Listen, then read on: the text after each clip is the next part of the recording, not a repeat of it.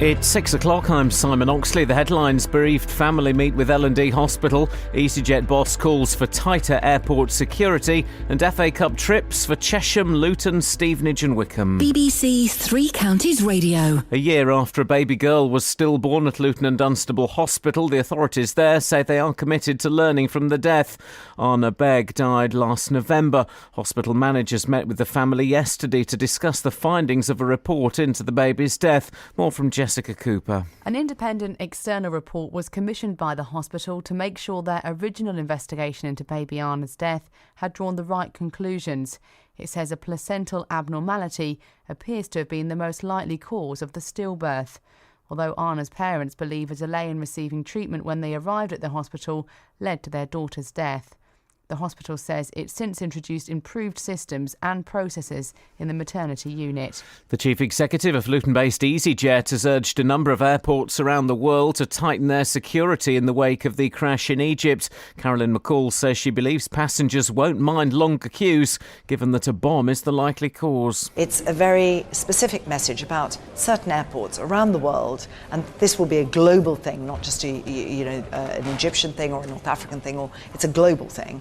And I think passengers will be happy about that, and I think airlines will support that, because no one wants a security threat.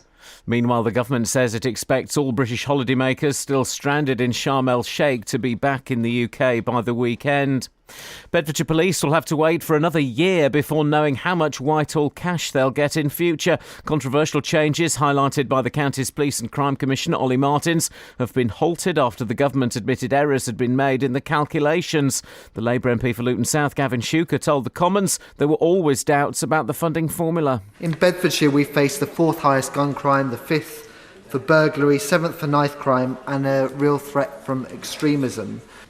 Under the new figures or the old, Bedfordshire hardly gained. Doesn't common sense dictate that there was a flaw with that formula on that basis, and will it be corrected? A group of residents in Abbots Langley say the worry over whether their flats will be demolished to make way for affordable apartments is making them ill. Thrive Homes, who own the flats in Summerhouse Way, have been consulting the tenants. 70-year-old Carol Butcher bought her flat outright in June and wasn't aware of the plans at the time. I don't want to move at my age. I really don't want to. They do not know what they're doing to people. They're making people ill, quite honestly. In sport, FA Cup giant killers Chesham were drawn away to Aldershot or Bradford in last night's second-round draw. Luton will be away to Peterborough, Stevenage go to Yeovil and Wickham will be away to Millwall. And the Bedford athlete Paula Radcliffe says Lord Coe must act to stamp out doping in the sport after the damning report calling for Russia to be suspended from next year's Olympics. The weather: cloudy, breezy and mild with the chance of a shower, maximum temperature 17 degrees Celsius. And you can get the latest news and sport online at bbc.co.uk/3 counties. Do a song now that I believe we did when we were here last, but it's the only song that we do in a personal appearance that is done a cappella, which means nude. No, it doesn't either. I forgot. Lost my head again. Anyway, it really is done without instruments, so you can hear all our mistakes. Everyone's very quiet, and I believe it's a beautiful springtime ballad, which we thought particularly appropriate due to the time of the year. And may I just add that it's called Their Hearts Were Full of Spring. Yes,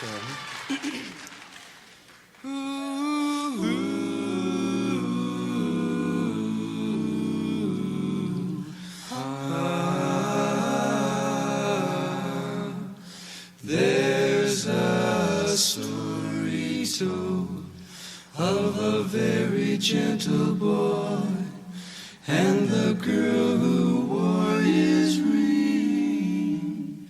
Through the wintry snow, the world they knew was one, for their hearts were full of spring.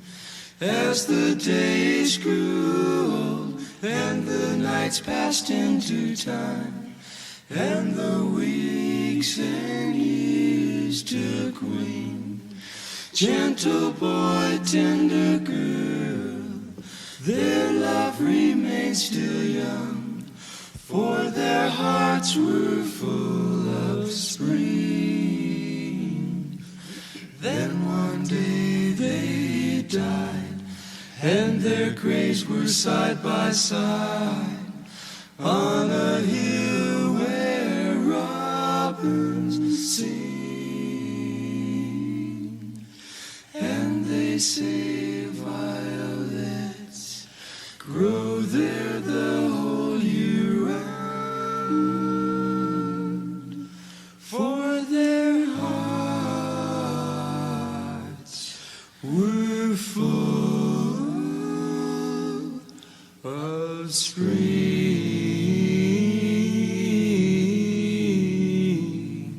Thank you. The only place that goes from that to this.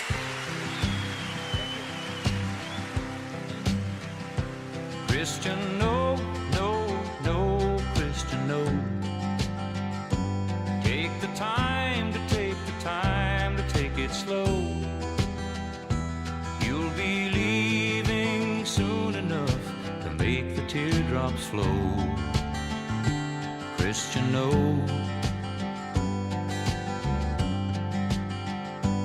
You will grow, grow, grow, Christian, grow. You will glow like the moonlight on the snow. You will fly like the snowflakes when the wind begins to blow. Take it slow, take it slow, and don't listen when the people put you on. And don't cry over someone who is gone. I will carry you until you carry on. Carry on, son, carry on. 'Cause it's hard to know what you want to be when you're just a little boy who's turning 3, or you're just a little boy who's only turning 29. Take your time, take your time. Christian, yes, yes, yes, Christian, yes. You can prevent the world from being repossessed. I must confess that we've left it in a mess, but you can save it if you try to do your best. Christian, yes. Christian, yes. Christian, yes. Christian, yes.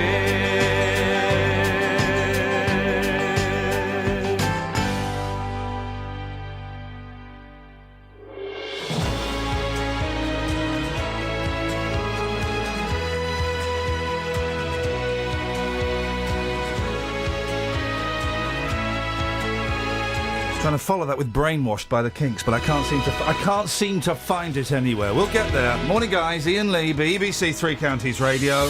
Across beds, hearts and bucks. This is BBC Three Counties Okay, Radio. there, right. Let's give them the show they want. The Luton and Dunstable Hospital is introducing new guidelines for women at the risk of stillbirth following the death of a child last year. The hospital admitted it didn't check Anna Begg's heartbeat within a reasonable time. A failure her parents believe cost her life. Catherine, what happened in this very sad story? Anna was stillborn at the L&D a year ago on the 10th of November. Her parents, Mohammed and Masumi, went in the previous day when their contractions started. Masumi said she was bleeding and in severe pain. Now she was examined and against her will, she says, she was sent home. And the couple arrived back a few hours later after Masumi said she could no longer feel the baby moving. Now they say they were kept waiting for 2.5 hours before somebody came to check the baby's heartbeat. And when the midwife checked, it was confirmed that the baby had died. The parents believe that she would have been alive today if they hadn't been sent home in that first instance, and if they'd been attended to sooner after coming back and telling the staff that the baby had stopped moving. OK, so what does this report say? Well, following that death, the hospital launched a serious incident investigation investigation. In it, the Luton and Dunstable say that there was a 1-hour delay and admits that the midwife failed to check the fetal heart rate within a reasonable time frame. Now, the hospital said it's not known whether that delay in checking the fetal heart rate in a timely manner would have impacted the outcome.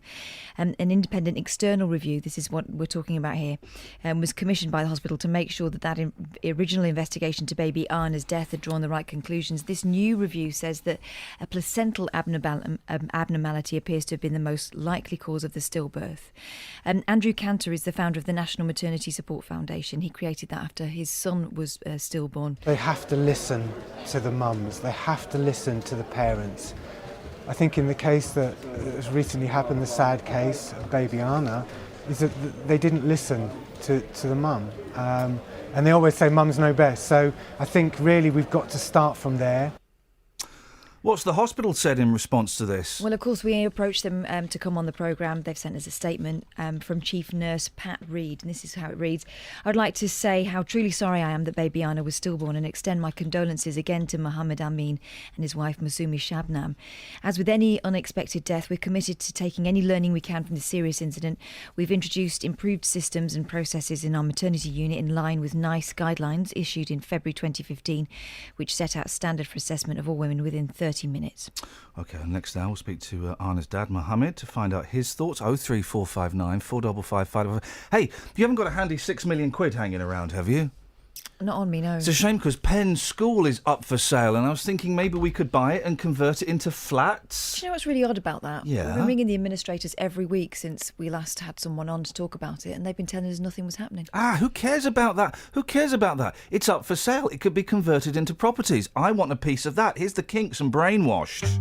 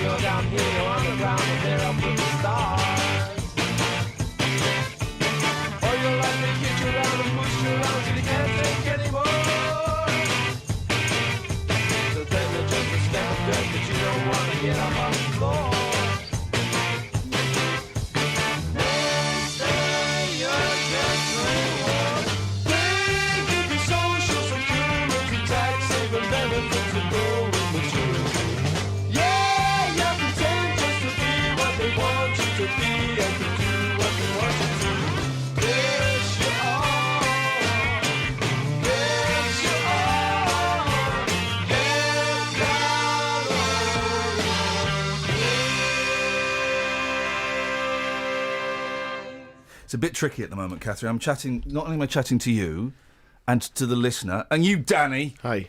I'm also chatting to Regu on an internet delivery firm. Oh. Who was supposed to deliver a package on Sunday, didn't come. Driver was unable to gain access to my property. That old chestnut. That line, that's a lie. Because my property is on a street. You haven't got any swinging axes over your path or anything like that? It's not like Super Mario World. You come to my house, you drop stuff off. They said, don't worry, sir, it'll be with you on Monday. It didn't arrive. So I'm chatting to Regu. Let me just say, I am on the radio right now, Regu. There we go, that'll speed things up. 03459 455 555, BBC Three Counties Radio. There's a whisper of sulphur and indeed bitterness in the air this morning. Let's have the Trav.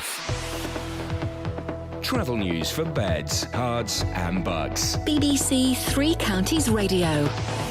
There are queues building up already in Neasden on the North Circular Road at the Neasden interchange from the M1 at Staples Corner because of the roadworks. There's also roadworks in St Albans on the North Orbit Road between the London Coney roundabout and the Park Street roundabout, so expect that to get busy in both ways later on when it starts to get busier.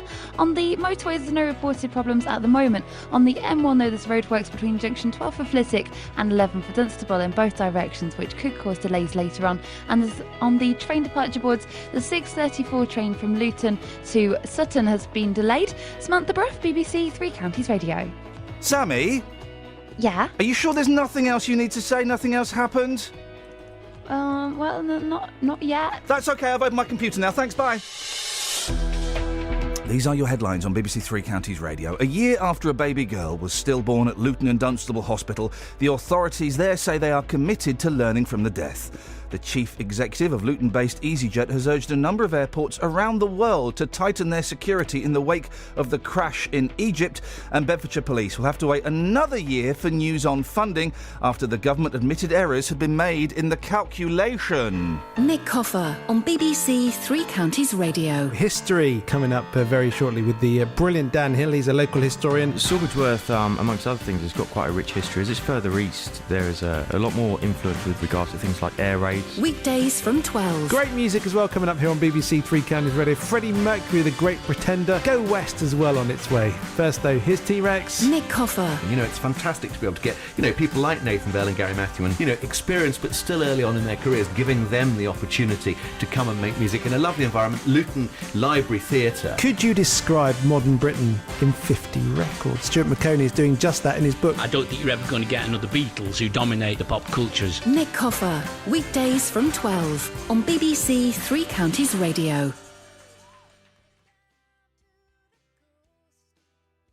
Got the wrong thing in the wrong thing, Kath. I'm all over the shop today. I heard it very faintly. There it is. There. Oh! Hang on, let's hang on, let's give him. Here we go. Head down to the coast where nothing ever seems to matter. You know I love it there the most. When every piece of my world gets scattered.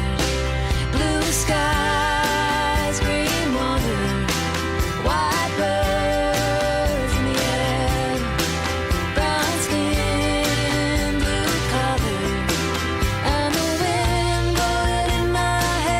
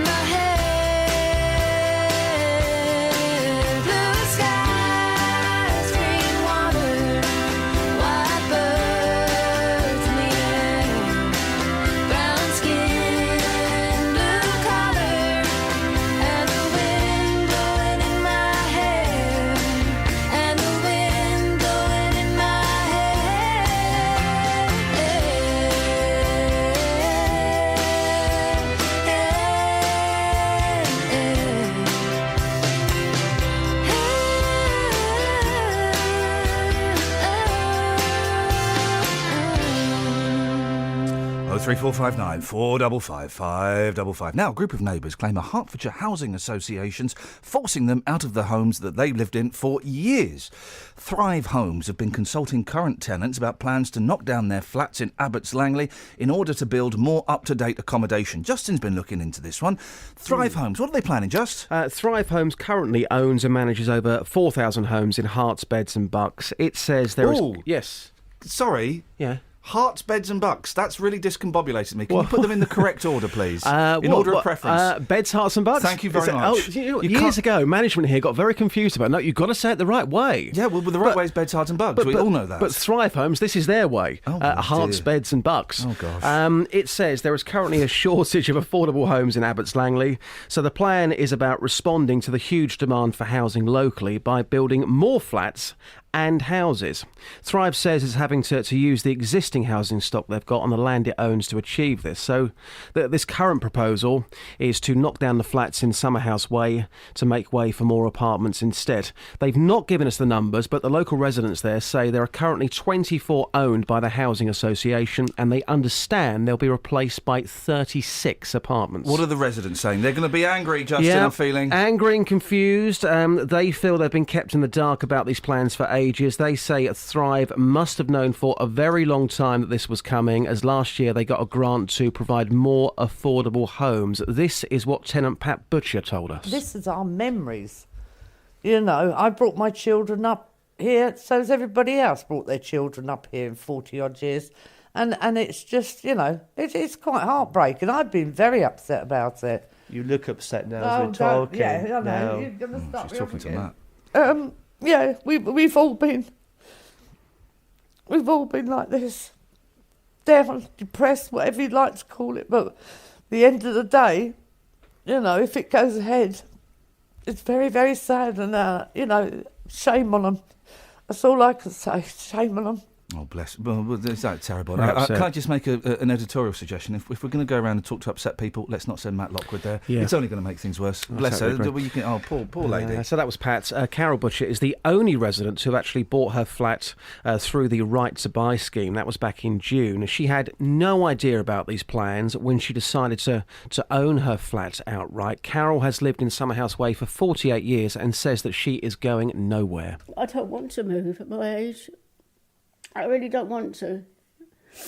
It's certainly not fair. They do not know what they're doing to people. They're making people ill, quite honestly. I'm sorry.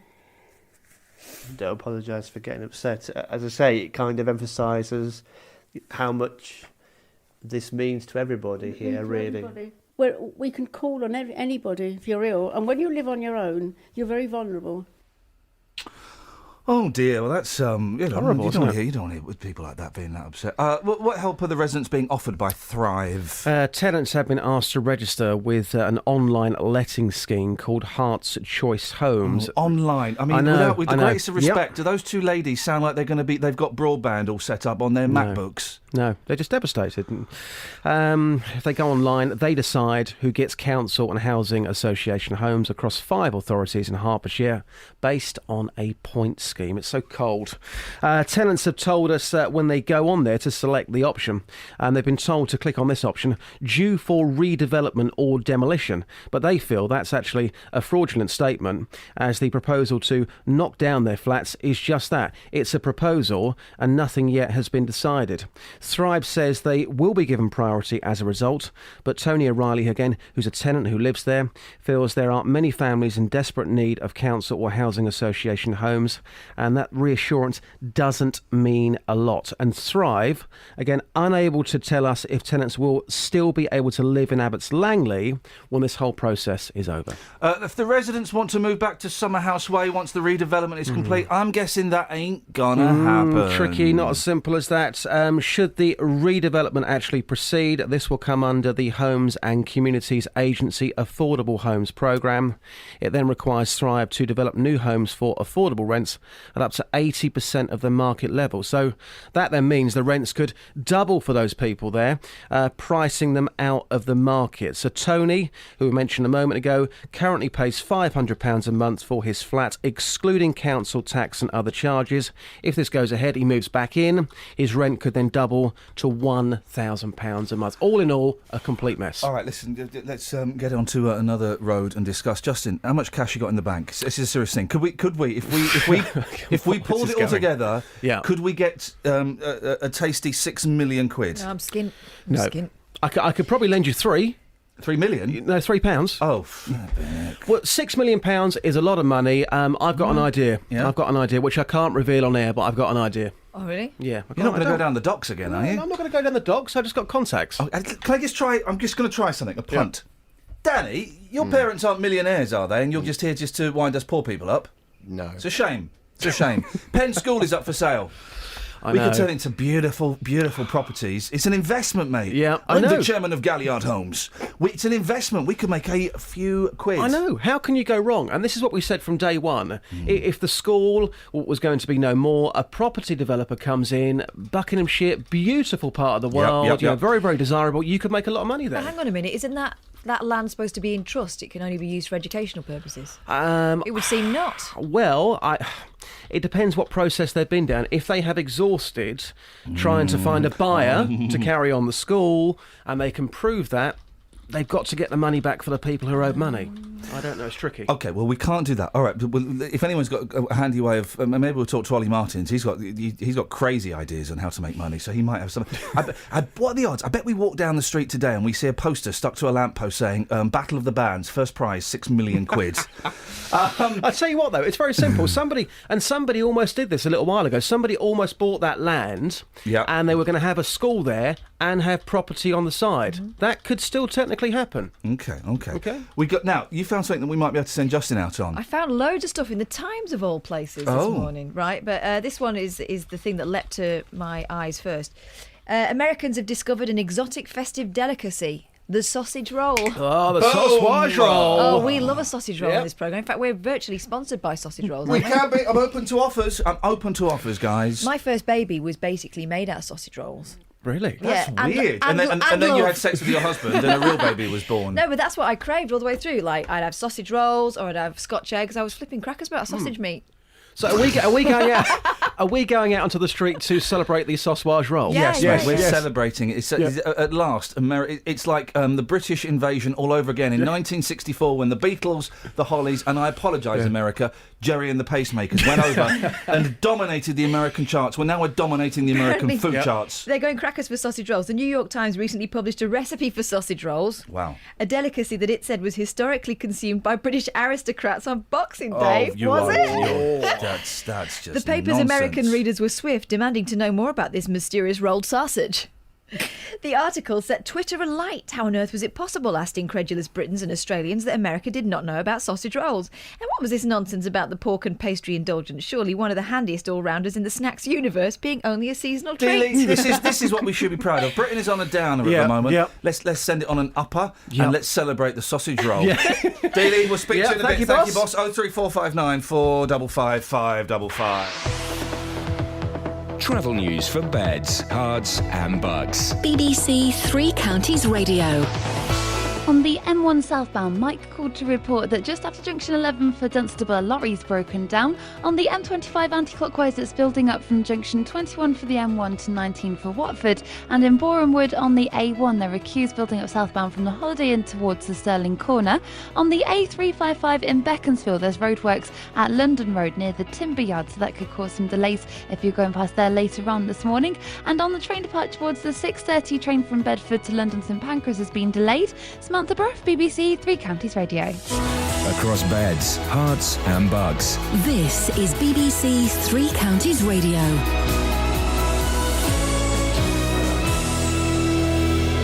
It's 6:30. I'm Simon Oxley. A year after a baby girl was stillborn at Luton and Dunstable Hospital, the authorities there say they are committed to learning from the death. Anna Begg died last November. Hospital managers met with the family yesterday to discuss the findings of a report into the baby's death. The chief executive of Luton-based EasyJet has urged a number of airports around the world to tighten their security in the wake of the crash in Egypt. Carolyn McCall says she believes passengers won't mind longer queues, given that a bomb is the likely cause.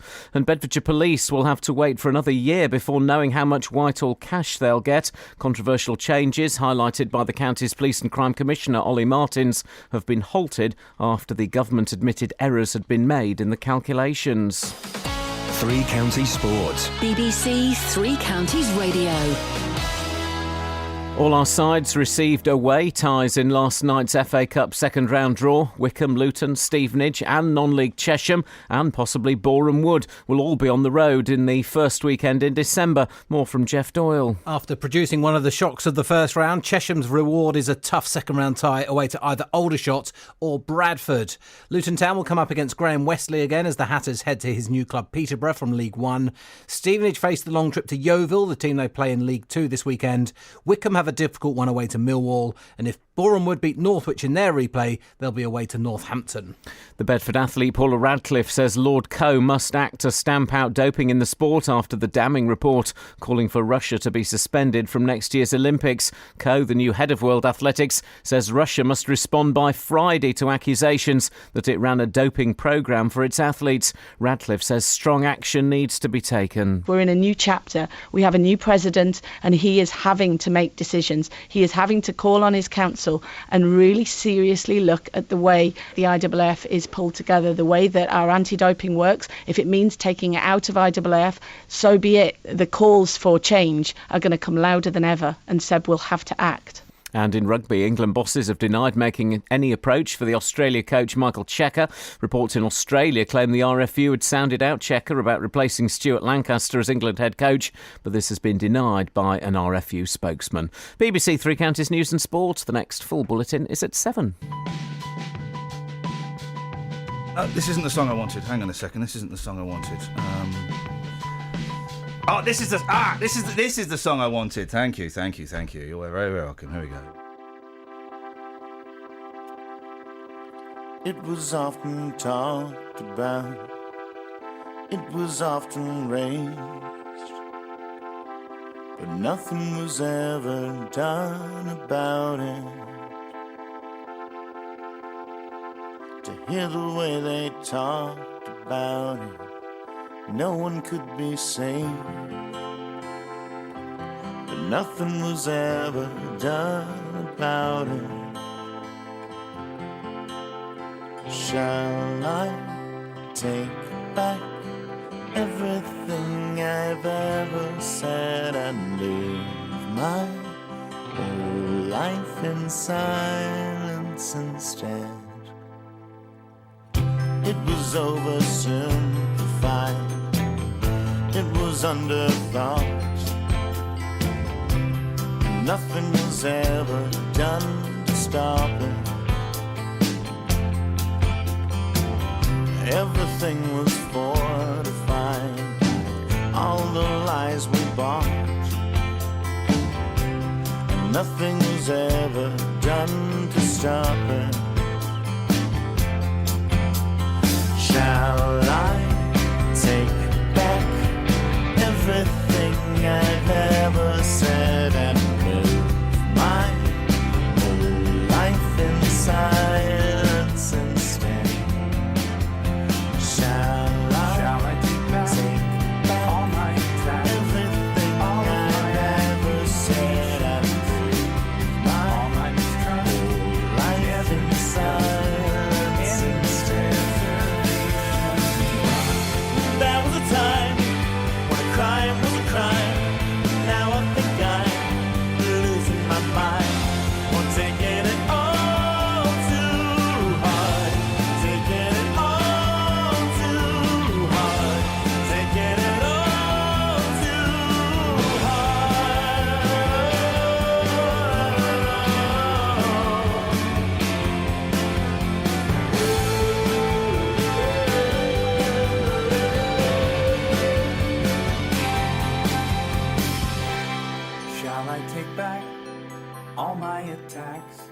all of my accusations, all my mistrust, we never discussed anyone's reservations. Shall I take back all my everything I've ever said and live all my mistrust, life in silence and reservations. Shall I take back all my everything I've ever said and live all my mistrust, life in silence and reservations. Shall I take back everything I've ever said and live life in silence and reservations.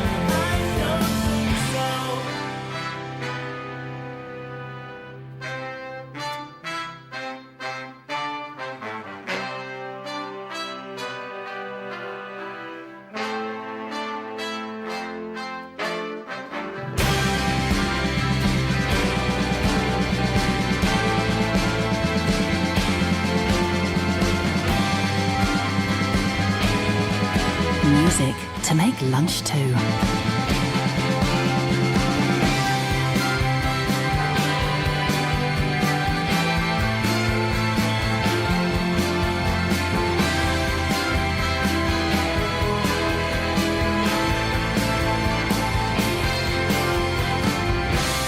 I went to London yesterday. That there, London. I'm going there today. I'm going there tomorrow if you want. Danny, do you want anything from London? Don't you live there? No, I don't live there. I've not lived in London for years. I've not lived in I London. assume everyone lives there. No. Well, no. I mean, if you look at other places, they've got houses and people live in there. Yes, some of them are summer houses for the rich people who live in London.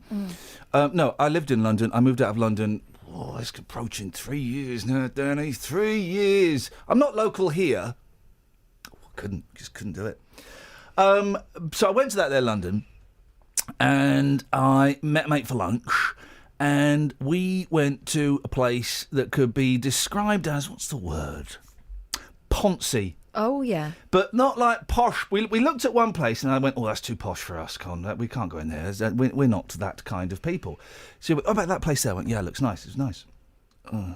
It was, I believe the phrase is hip, and not in the 60s sense. Mm-hmm. We were served by a Frenchman with slick back hair and a long bushy beard. What? There were records playing. It was tiny as well. It was tiny, and I had a couple of bags with me, and I had to shove the bags in. I had to have my coat on my lap. Records playing. We didn't sit near the record player because we would have knocked it because it was so small. And we got the menu right, and my mate ordered a vinegar drink. What? A vinegar drink. What? A fig vinegar. Is this going to be a swear word? Figniger. A figniger. There was some man called Michael Figniger. Oh, no, you're right, it is close. Yeah, okay, I see why you pulled that face. A fig vinegar drink. Imagine such a thing, right? Sounds nasty. Well, the Did first he way enjoy I did, it? yes. He loved it. And it was actually delicious, right? Then I ordered my mains. Right.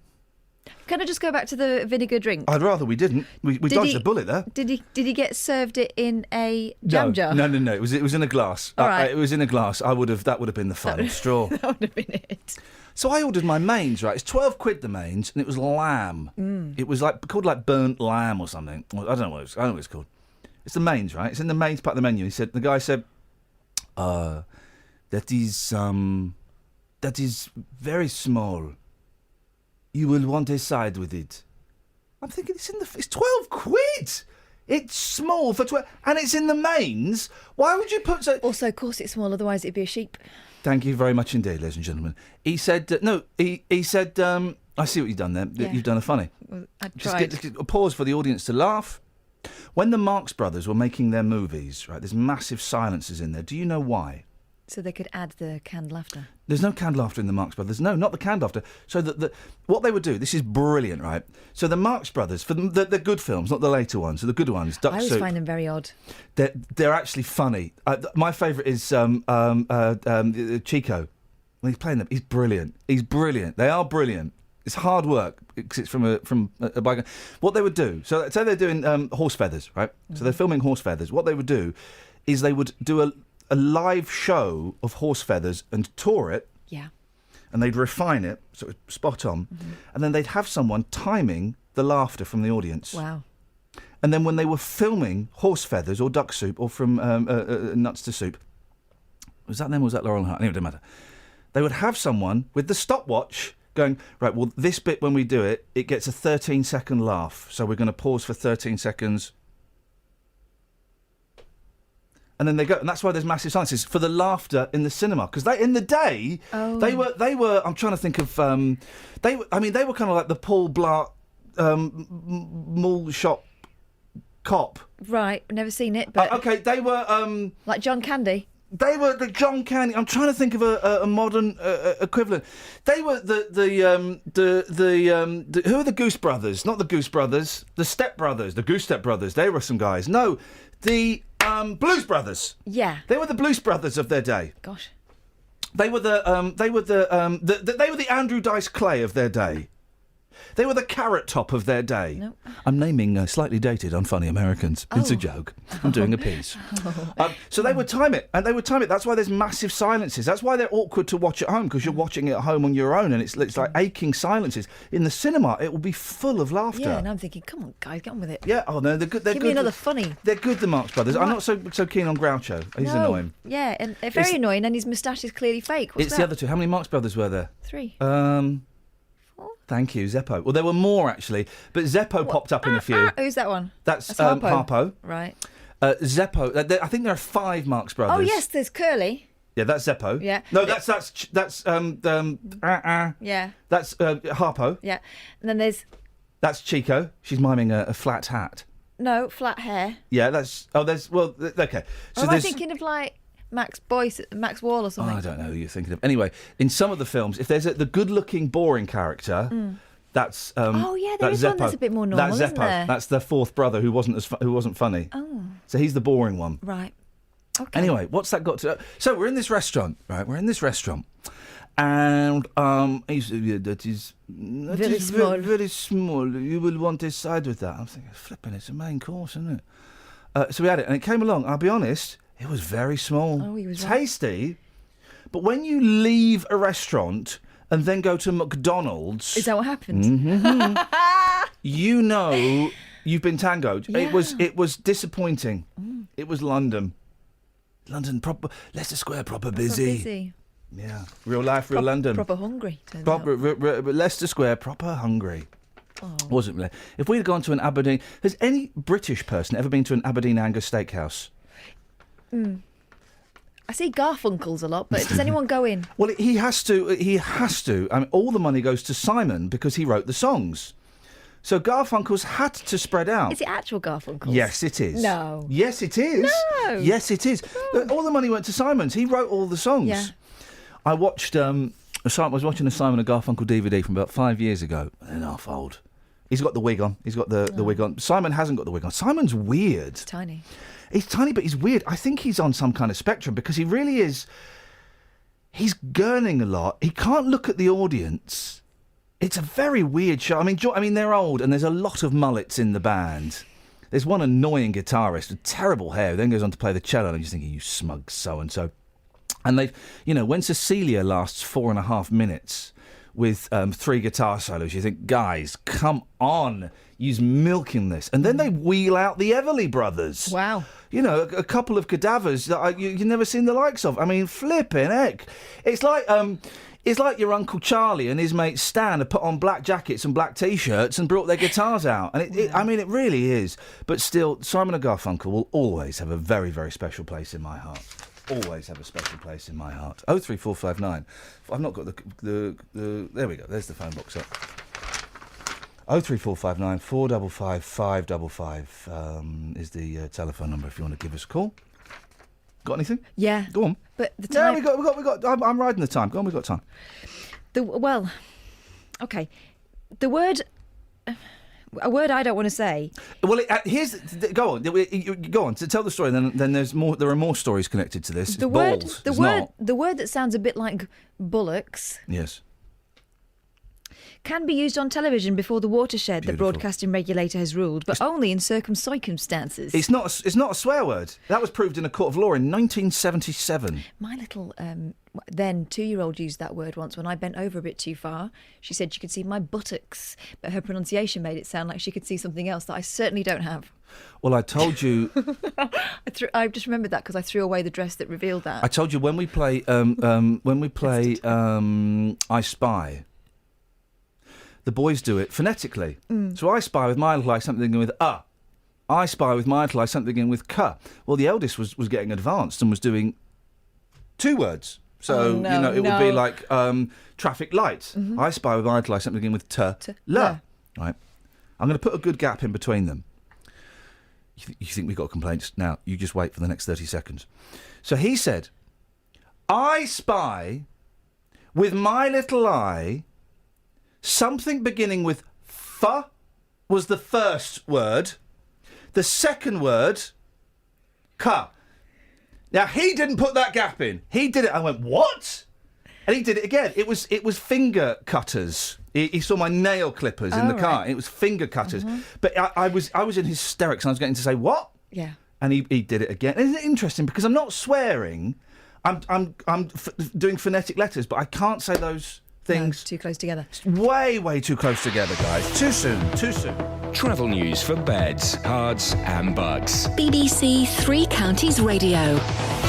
It's getting busy on the M1 southbound from junction 12 for Flitwick to 11 for Dunstable, and it's also slow between junction 10 for Luton Airport and 9 for Redbourne. On the M25 anti-clockwise between junction 21 for the M1 and 19 for Watford, it's looking slow too. And the A602 southbound's busy between the A1M junction 8 for Hitchin and the A1M junction 7 for Stevenage. On the trains, there's no major delays showing up on the departure boards, but if you're using the London Underground, there is severe delays on the Northern Line from Edgware to Samantha Bruff, BBC Three Counties Radio. Thank you very much indeed, Sammy. A bit of the weather in a minute, but first of all, let's get the news. 6:46. It's Tuesday, the 10th of November. I'm Iain Lee. These are your headlines on BBC Three Counties Radio. A year after a baby girl was stillborn at Luton and Dunstable Hospital, the authorities there say they are committed to learning from the death. The chief executive of Luton-based EasyJet has urged a number of airports around the world to tighten their security in the wake of the crash in Egypt. And Bedfordshire Police will have to wait for another year for news on funding after the government admitted errors made in the calculations. Is this true, Catherine? Mike Penning got it wrong? I don't think Mike Penning himself, but someone. He has to take it. The buck stops with him. He's the minister. The minister for coppers, isn't it? Yeah, but I don't think he's the sum doer. Well, I know, but the buck has to stop with him, doesn't it? I think so. I think so. Let's get the web. Beds, hearts and bucks weather. BBC Three Counties Radio. Good morning. It's an exceptionally mild start. We had a really mild night overnight and the temperature outside is around 15 Celsius at the moment. Now, temperatures later on today probably not going to get too much warmer, but 16 potentially. Rather cloudy, but also 1 or 2 spots of rain possible over higher ground, but many places avoiding that, staying mostly dry and still mild if the sun comes out later. And it won't be for too long, but if it does come out, the temperature could get a little bit higher to around 17. Now, overnight tonight, any outbreaks of rain remaining from the day are likely to dry up. Mostly dry, very cloudy, and temperatures still mild at 12 Celsius. For tomorrow, it's a similar sort of day. We've got a dry day, lots of cloud, still breezy as it is today. Not quite as breezy as yesterday, but still breezy. And the temperature for tomorrow up to 15 Celsius. And that's your forecast. If you prick us, do we not bleed? I want you with your stab-proof vest on. I want you with your CS gas. We put our lives on the line every time we go out there. If you tickle us, do we not laugh? Shark, any chance of an end date for this speech? Sorry. Off-piste, back now. Phew. If you poison us, do we not die? In order to do the terrible things that he does, the killer dehumanizes his victims. And if you wrong us, do we not revenge? He's never going to stop. He's just going to keep doing it and doing it. Because he'll never get back whatever he's lost. Compelling characters returning. Pure drama. Only on the BBC. So what are we supposed to be setting our timer for? Because Just telly. It's just telling.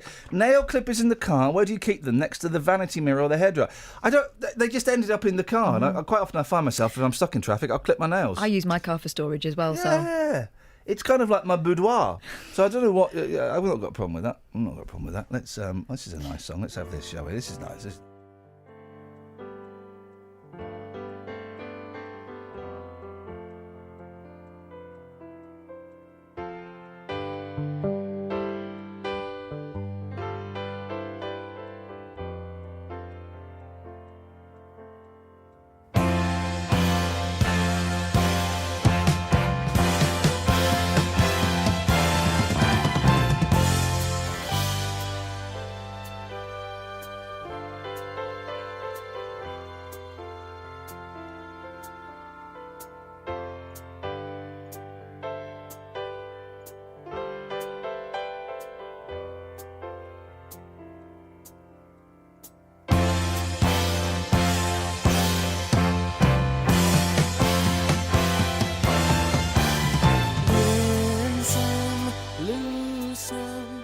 Day in and day out, it's humdrum.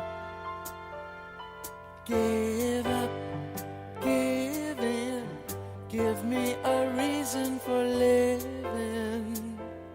Am I with someone? Am I alone? What does it matter? I'm on my own. When life was overbearing and a giant weight for me to carry, you helped me throw it all away. 'Cause I've got 2 arms that can touch you and 2 eyes that have so much to see. I can breathe, I can laugh, I can swallow. I'm the world's best possible me. I can do anything that I want to. I can go anywhere that I please. I got love that I gotta live up to. I'm the world's best possible me.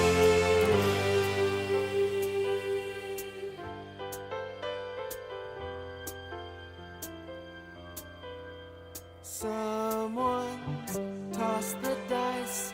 Wonder if I can be lucky twice. There's so much at stake. All that I ask is an even break. I think I matter. I feel so strong. It feels like my year. I can't go wrong. I thought my world was crumbling and I thought rock boot heels were a stumbling. Now you're the darling of my day. 'Cause I've got 2 arms that can touch you and 2 eyes that have so much to see. I can breathe, I can laugh, I can swallow. I'm the world's best possible me.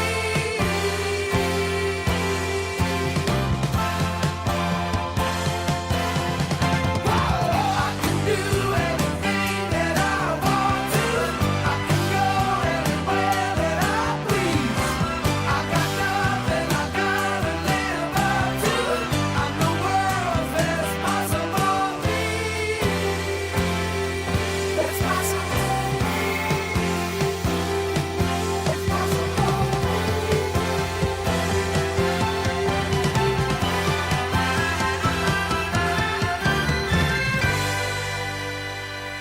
I just sat on a testicle. It's a shifted position. I just sat on a testicle, and it really made me think. I can't empathise. Really made me think. What you got in the papers, Catherine, on today of all days? A 74-year-old man who took 2 Viagra tablets. Oh, hello. Gosh, this is already the greatest story ever told, yes. A 74-year-old man who took 2 Viagra tablets. And do you know what song was when he took those tablets and 15 minutes later when it kicked in, do you know what song? This song started in his head. Yeah. Look out, ladies, the boys are back in town. As he's Hang on. slowly limping through the care home. Yes. The 74-year-old man Is this going to have a sad end? A 74-year-old man who took 2 Viagra tablets had to be treated for heart pains. Wow. After spending the night with a woman nearly 50 years of his junior. You've got to think that's disgusting. No. Old people. That's the paper's warning bit. Now here comes the get in there, my son section. Okay. Ray Boddington from Salford, Greater Manchester, was taken ill at a bus stop as he left her flat and an ambulance was called. He said, "I've took one before, but never two. I don't need them. It was for a laugh." There we go, ladies and gentlemen. A laugh. And let's just say on a serious note, taking any form of recreational drug, while yes, it may be a laugh, don't do it, guys. He was laughing all the way to the hospital. Yeah, there we go. Can you get that over the counter? Don't finish the joke. 50 years his junior, though, so he was with someone who was... what? Well, I don't know, how old is he? 74. So she was 24. Well, almost 50 years his junior, so I'm going to say... 26. Still. I mean... It happens. It happens. It happens in Salford, apparently. You're just jealous. I'm not sure of which one you're jealous of. I just can't think of a 74-year-old that I would... I mean, I know one day I will fancy an old man, but when I was 24, I didn't want anything to do with him, really, apart from maybe, some wisdom.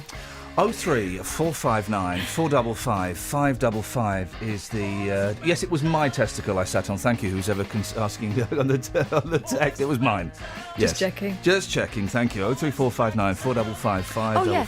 So that word for that... Oh, yeah. Member. Gland? Not a member, is it? The word can be used on television before the watershed.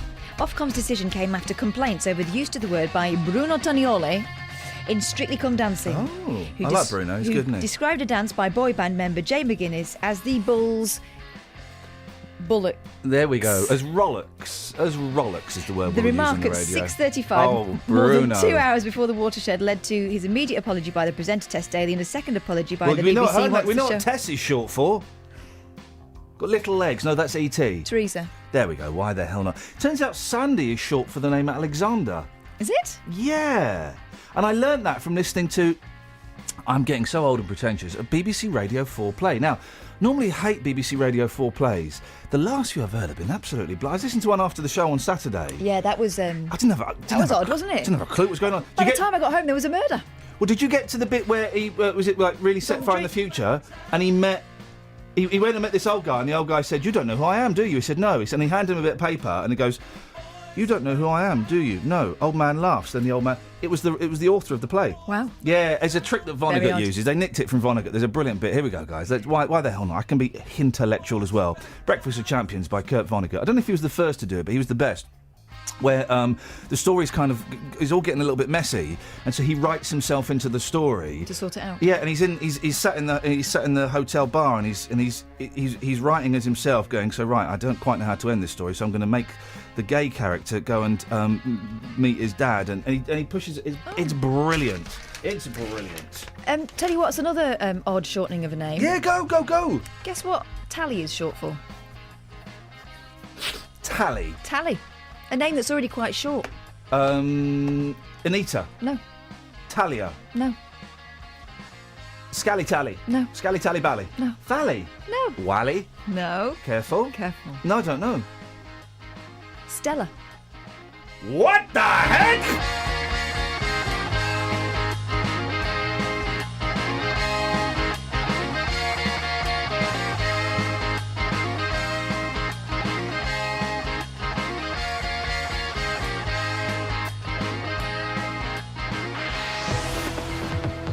Travel news for beds, cards and bugs. BBC Three Counties Radio.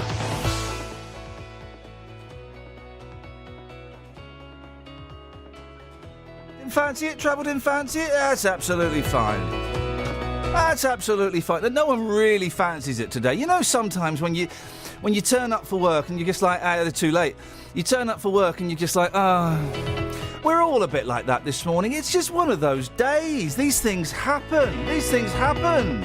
03459 455 555 is the telephone number. If you want to give us a call, 81333. Start your text 3CR. We're celebrating the magic of the sausage roll. We've got one over on the Americans. They've only just discovered them. You foolish, foolish Americans. Local and vocal across beds, hearts and bucks. This is BBC Three Counties Radio.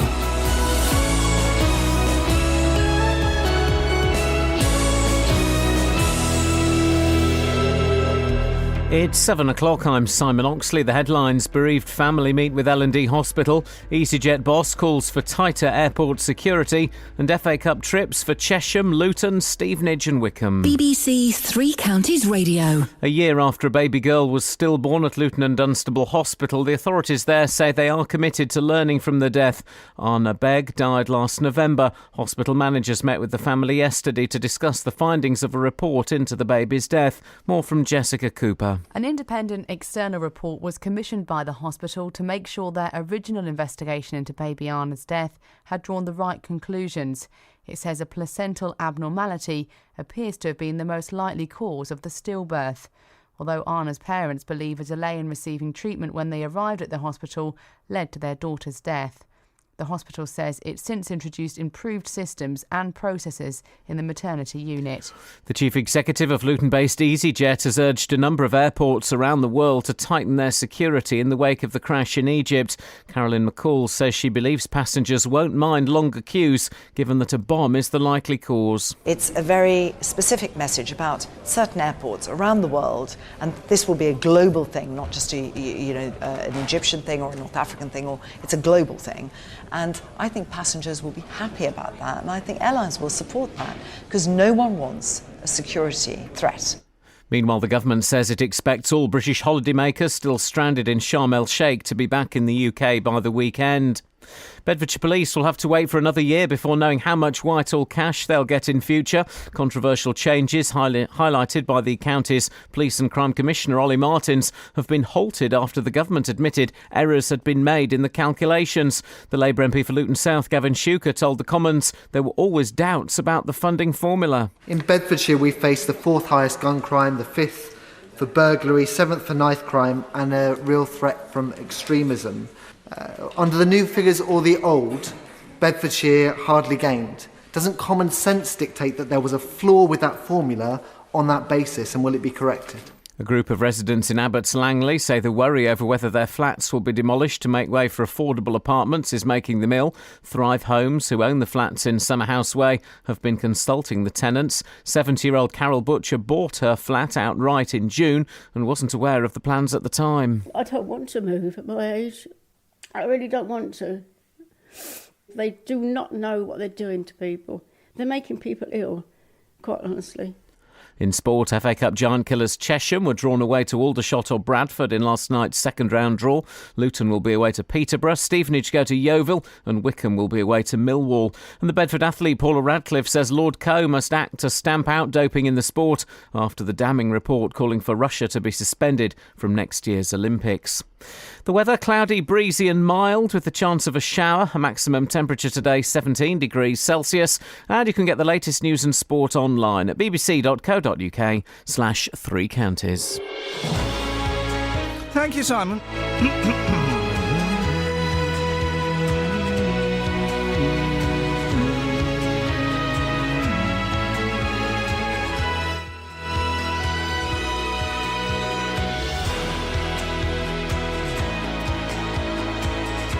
Busy show this morning. There's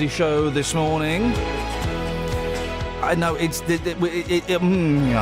a lot going on. If you want to take part, you know the rules now, guys. You can call in about the stuff we're talking about, or you can call in about anything that's in your head box. 03 459 455 555 is the phone number.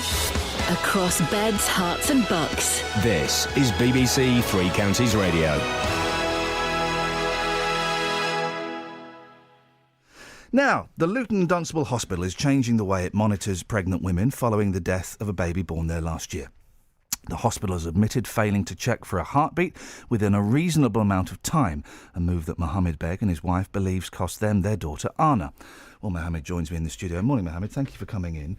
Thank you too. Just ask you to come a little bit closer to the microphone. And as I always say in these things, this is really sad for your loss. And if I ask anything that you don't want to answer, or if anything you feel is inappropriate, then just tell me and we'll move on. That's not a problem at all. Mohammed, can you tell us what happened with your daughter? What is happened with my daughter? It is horrific. It is unbelievable events that still now we are in trauma, and the L&D hospital did not treat my wife and my daughter with respect, and they let her die. And we found that the hospital, especially maternity unit, is dysfunctional. Our baby's death was easily avoidable. They didn't do nothing to prevent this death. Let's have a look. I've got bits of the report here. Let's go through some of this. The independent external report was conducted by 2 independent clinicians from London, and it reports that the midwife failed to check the fetal heart rate within a reasonable time frame. And there were 2 women, including your wife, at the time who were high-risk cases, and there was only 1 midwife to assess and prioritise. Not all the relevant blood tests were taken. There was a delay in fetal assessment for an hour that would cause increased distress and anxiety. Their call logs were not used correctly, which could have proved a problem with looking at the case history.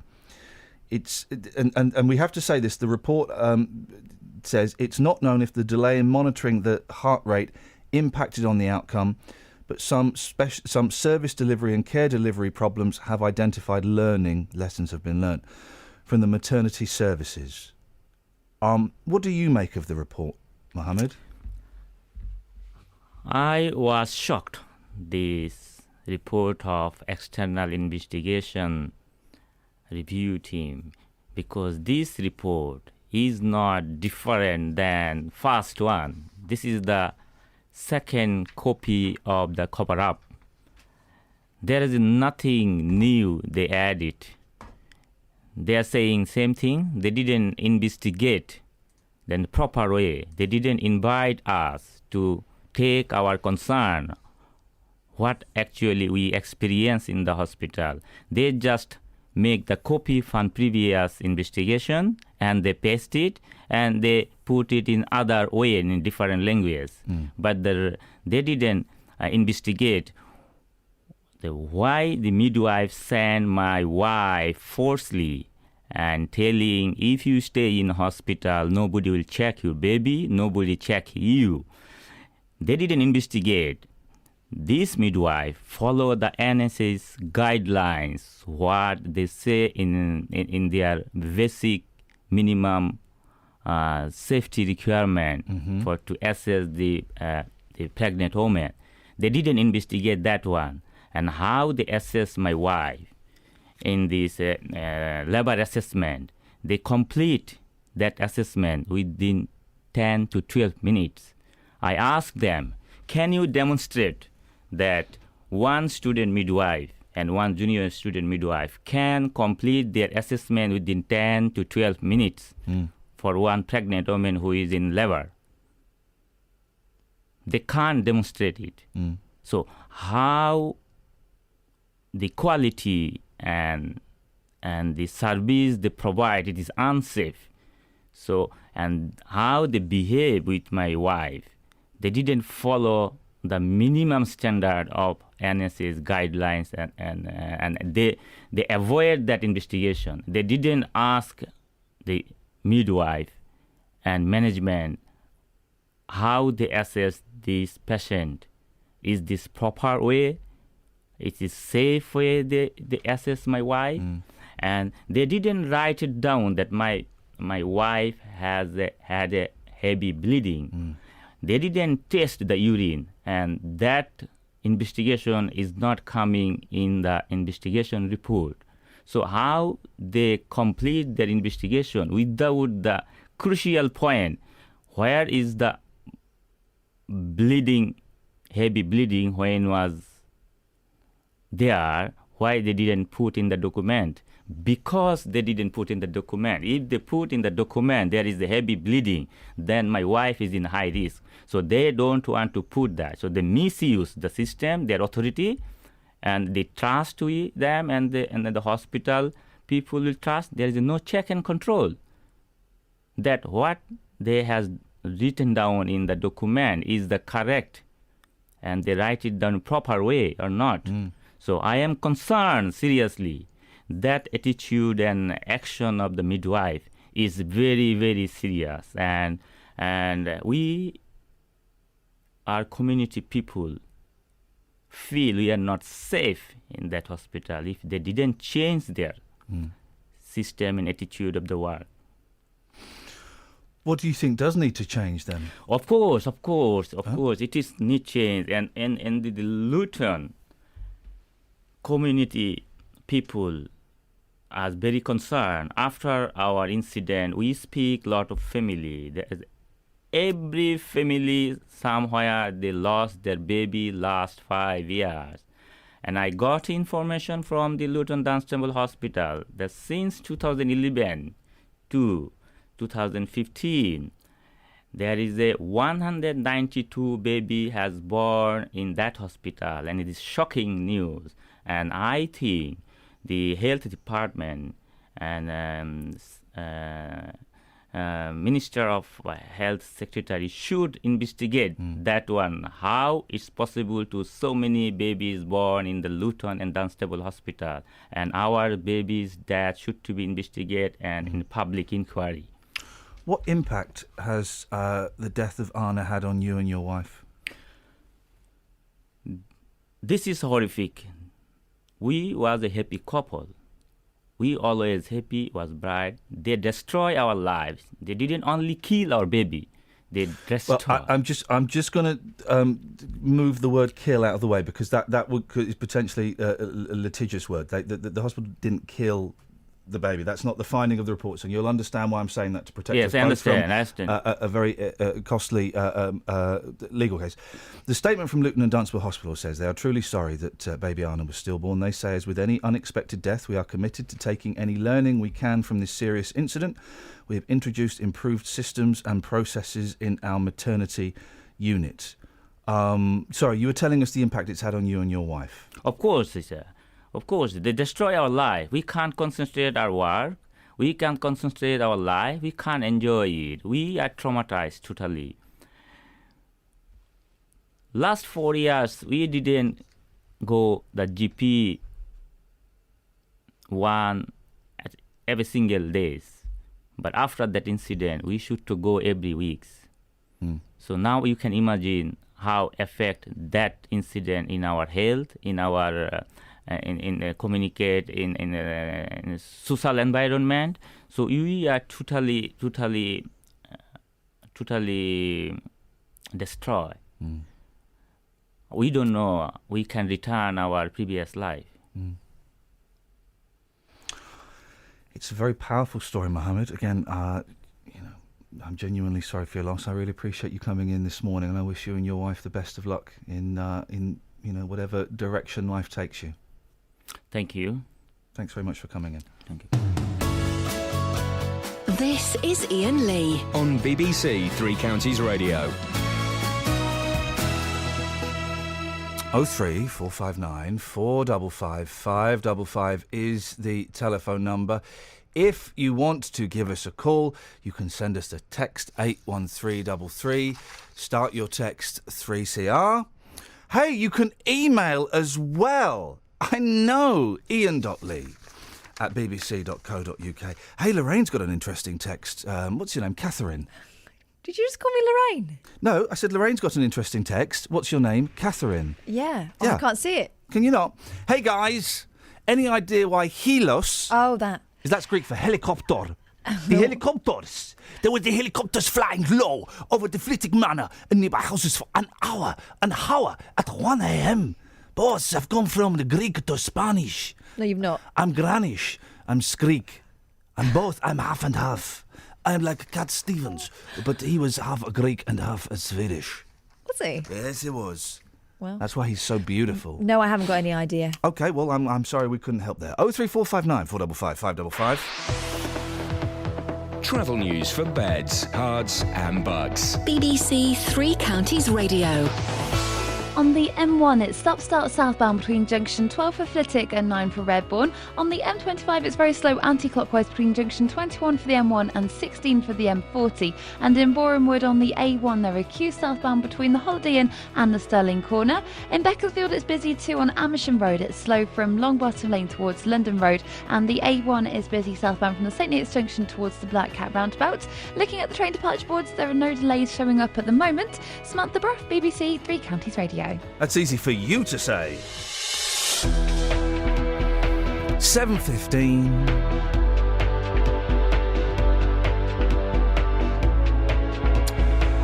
Tuesday the 10th of November, I'm Iain Lee. These are your headlines on BBC Three Counties Radio. A year after a baby girl was stillborn at Luton and Dunstable Hospital, the authorities say they are committed to learning from the death. The chief executive of Luton-based EasyJet has urged a number of airports around the world to tighten their security in the wake of the crash in Egypt.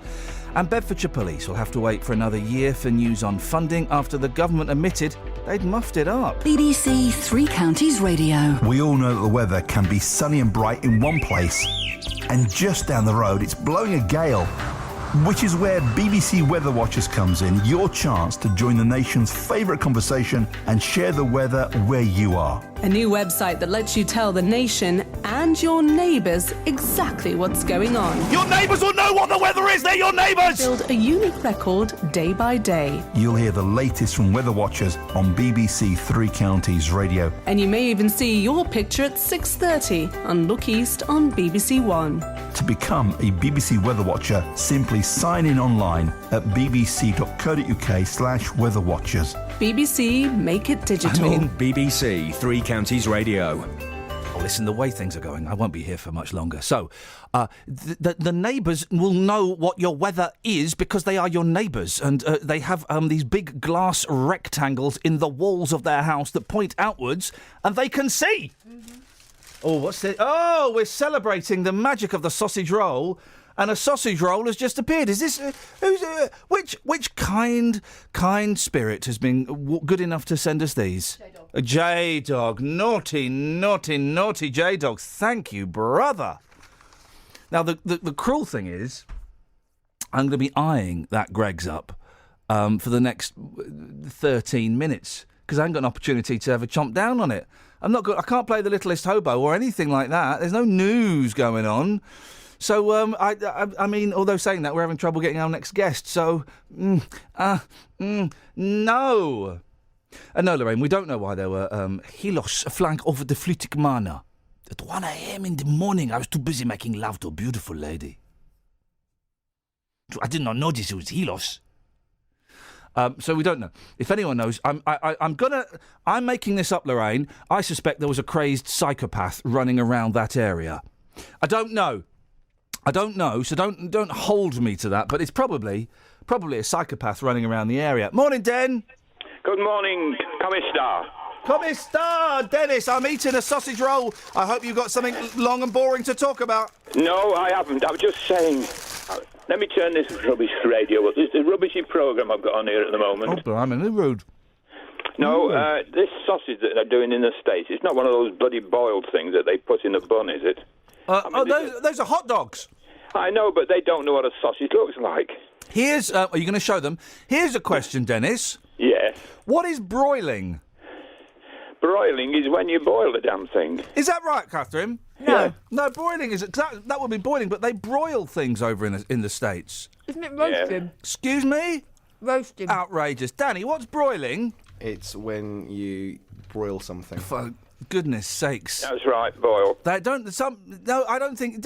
You're not agreeing with a 12-year-old, Dennis. Yes, if he knows what he's talking about. He ain't got a clue. Thanks. Bye. Thanks for your call, Dan. Always good. Always a pleasure to know that you're still breathing. 03459 455 555 is the telephone number if you want to give us a call. Now, tenants from a block of flats in Abbots Langley claim their housing association is forcing them out of the homes they've lived in for years.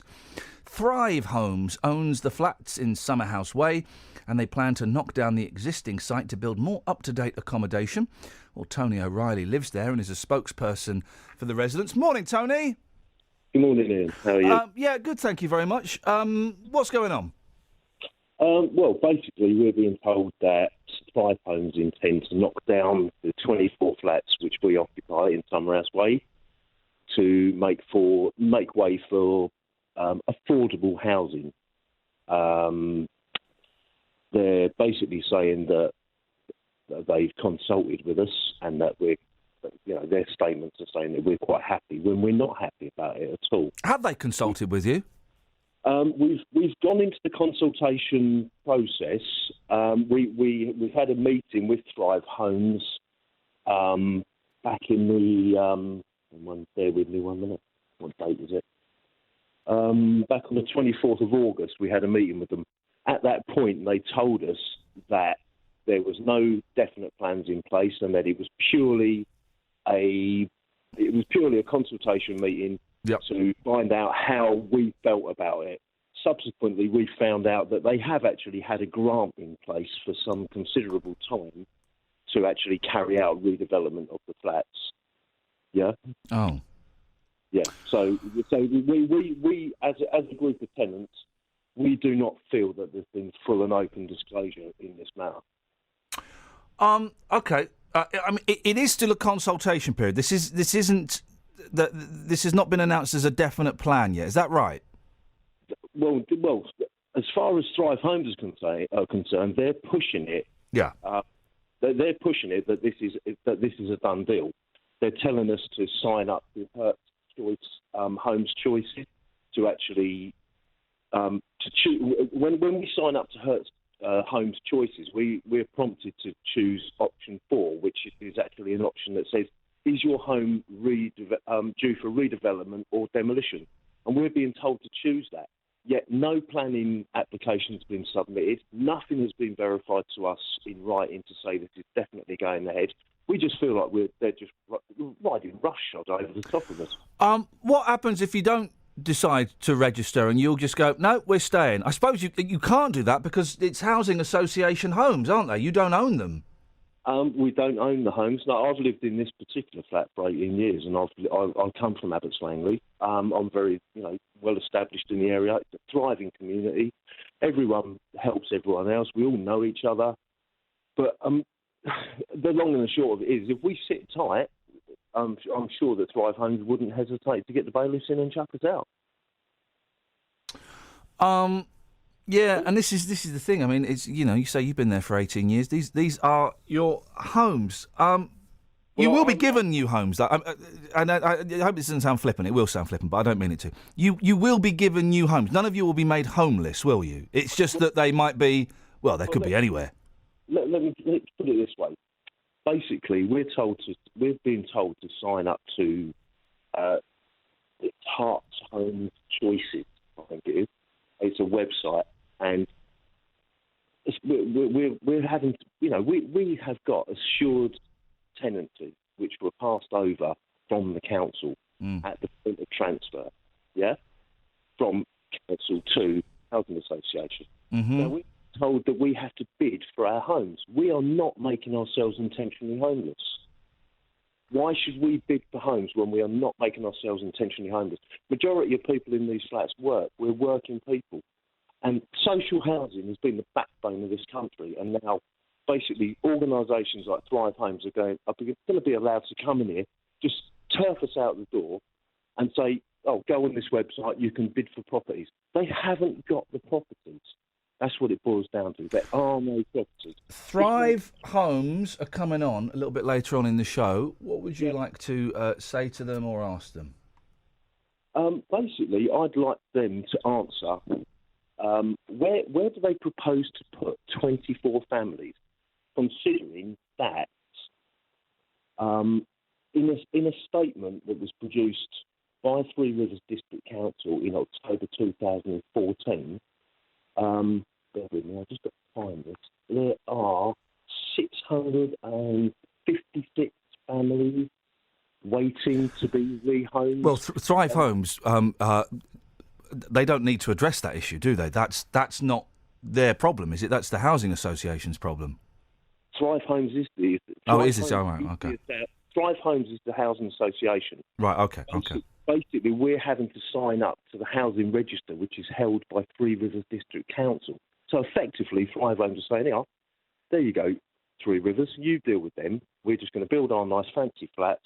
We're going to we're literally going to treble the income that we receive from this area or somewhere else way and throw these people wherever. If it definitely happens, because it isn't a done deal yet.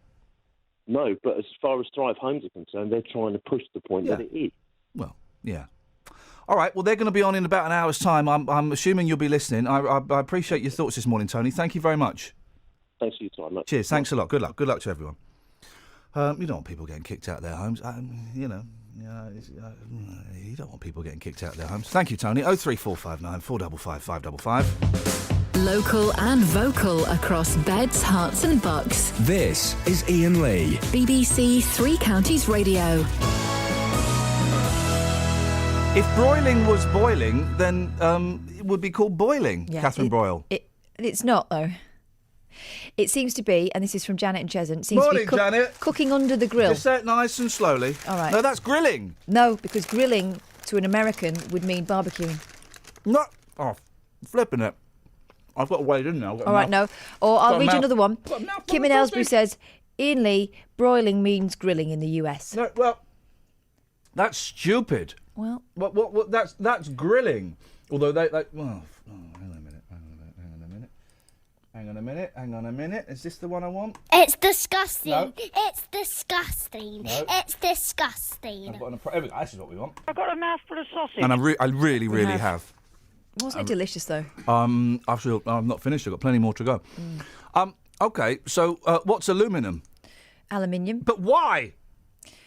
Because we are a people divided by a common language. It's stupid. And so I tell you why I hate myself. Because when I go to America, I speak their pony language. You have to, otherwise they don't understand. Excuse me, sir. I mean, I like the English. I've become a cucumber. Excuse me. I was wondering if you could possibly direct me to the nearest mailbox. I've got mail. You know, my sister lived there for a while. She would find herself in restaurants asking for water because in the past she asked for water and was brought a wafer. What? A waffle. What? And at one occasion, I think, another waiter. Still, it's the best. It's the best country in the world. Everyone that knocks. It's big. Everyone that knocks America, you've not been to the right place because it's everything. It's a continent. Best parts of America. Yeah. Boston. Okay, the Boston parts of America. All right. Boston. Which parts of America are Boston? Boston. Yeah, I know. Which parts are Boston? I like Boston. Oh, you mean the place Boston? Uh-huh. Boston is Boston. Sam Plank's disco. Okie dokie. You're just saying silly things now to Phil, and that's fine. No, I like San Francisco. It's Yeah. cool. Nob Hill. There's a vibe. Yeah, definitely. No. And New York. I like New Although York. it's clean now. I've been to the edges. I've not been to the middle. I wish I'd seen 80s New York, the one that got shown in like Crocodile Dundee and No, that. mate. No. You wouldn't have come out alive. If you did come out alive, you'd have been a heroin addict junkie. According to the films, yeah. According to... I'd like to see New York in the alternate timeline of Escape from New York with Snake Plissken, starring Kurt Russell. Now, there's a movie. What did you just call him? Snake Plissken. I thought it was Pliskin. Oh, no, Snake Plissken is from... that's Metal Gear Solid, isn't it? No, that's Solid Snake. Who's Snake Plissken, then? What are you saying that for? Snake Plissken. It's Pliskin. Snake Plissken. Are you okay? Snake Plissken is Have somebody... you got a bit of sausage stuff? No, all right then. Instead of laughing, why don't you try and help? How do I spell Pliskin? I'm going to Google it. Instead of... All right, I tell you what you're like. There was a woman outside my branch of Barclays the other day lying on the floor. That's fine, yeah, exactly. I'm not lying on the floor. You would have laughed at that. thought you were going to say I was like the woman lying on the floor.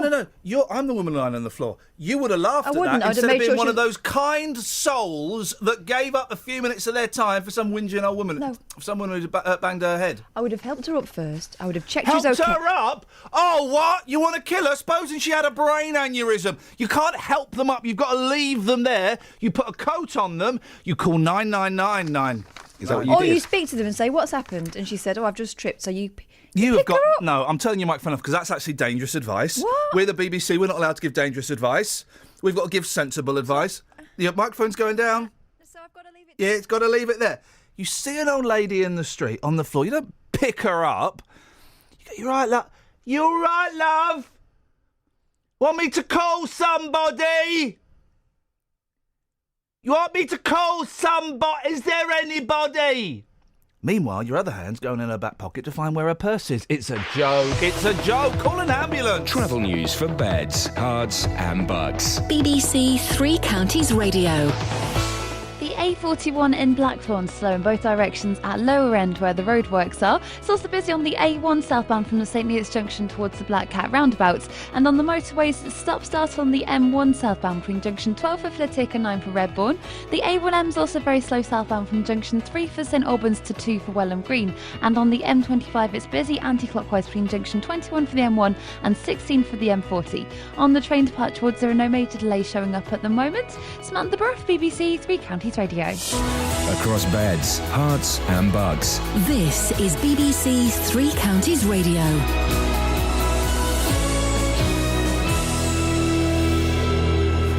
It's 7:30. I'm Simon Oxley. A year after a baby girl was stillborn at Luton and Dunstable Hospital, the authorities there say they are committed to learning from the death. Anna Begg died last November. Hospital managers met with the family yesterday to discuss the findings of a report into the baby's death.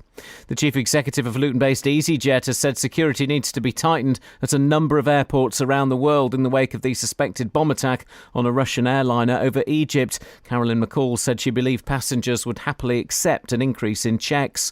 And Bedfordshire Police will have to wait for another year before a decision on funding. Controversial changes have been halted after the government admitted errors had been made in the calculations. Three Counties Sport. BBC Three Counties Radio. All our sides received away ties in last night's FA Cup second round draw. Wickham, Luton, Stevenage and non-league Chesham and possibly Boreham Wood will all be on the road on the first weekend in December. More from Jeff Doyle. After producing one of the shocks of the first round, Chesham's reward is a tough second round tie away to either Aldershot or Bradford. Luton Town will come up against Graham Westley again as the Hatters head to his new club Peterborough from League One. Stevenage face the long trip to Yeovil, the team they play in League Two this weekend. Wickham have a difficult one away to Millwall, and if Boreham Wood beat Northwich in their replay, they'll be away to Northampton. The Bedford athlete Paula Radcliffe says Lord Coe must act to stamp out doping in the sport after the damning report calling for Russia to be suspended from next year's Olympics. Coe, the new head of World Athletics, says Russia must respond to accusations that it ran a doping programme for its athletes. Radcliffe says strong action needs to be taken. We're in a new chapter. We have a new president and he is having to make decisions. He is having to call on his council and really seriously look at the way the IAAF is pulled together, the way that our anti-doping works. If it means taking it out of IAAF, so be it. The calls for change are going to come louder than ever, and Seb will have to act. And Lord Coe says Russia have been given until Friday. I've asked the Russian Athletics Federation to answer those allegations by the end of this week. I've asked my council colleagues to convene on Friday. Depending upon what we hear, in response to those allegations, we will look at a range of options, which include sanctions. It could be the suspension of Russia. BBC Three Counties News and Sports. The next full bulletin is at 8. This is Iain Lee. On BBC Three Counties Radio. With the greatest of respect, right? Seb Coe was always, I'm going to say, a wussy. Always. The 70s and the 80s, Ovett versus Coe. Then Cram muscled in towards the end. We were an Ovett family. Do you know why? We were working class and we were proud of it. And our council house in the Britwell estate on Slough, Ovett. Didn't even like athletics, but we chose the bug-eyed, balding, muscular wonder over Sebastian Coe. Do you think Russia gives a stuff what Sebastian Coe says. I'm going to send Russia a very, very strong letter, and they better answer these questions, otherwise we're going to look at all options, including sanctions.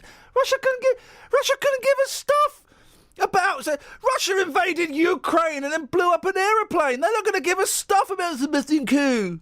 Now, if Ovette was dealing with them, they'd be worried. That comes leering at you out of the dark. Flippin' heck.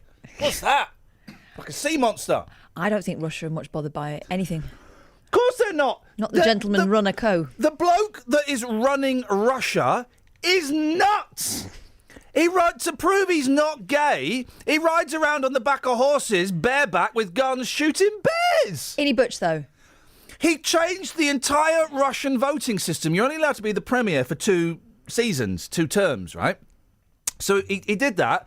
And then what did he become? He was the premier, and then he became the president. Or he swapped jobs that's supposed to be a slightly less powerful job, but then he changed the rules so that job was actually more powerful than the job he'd originally been doing.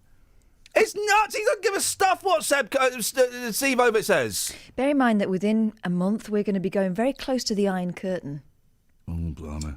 We're going to Slovakia. So Putin's all right by me. Before we go any further, I'd like to play a recording of show. You are very rude to our good brothers and sisters of Russia. What is this, please?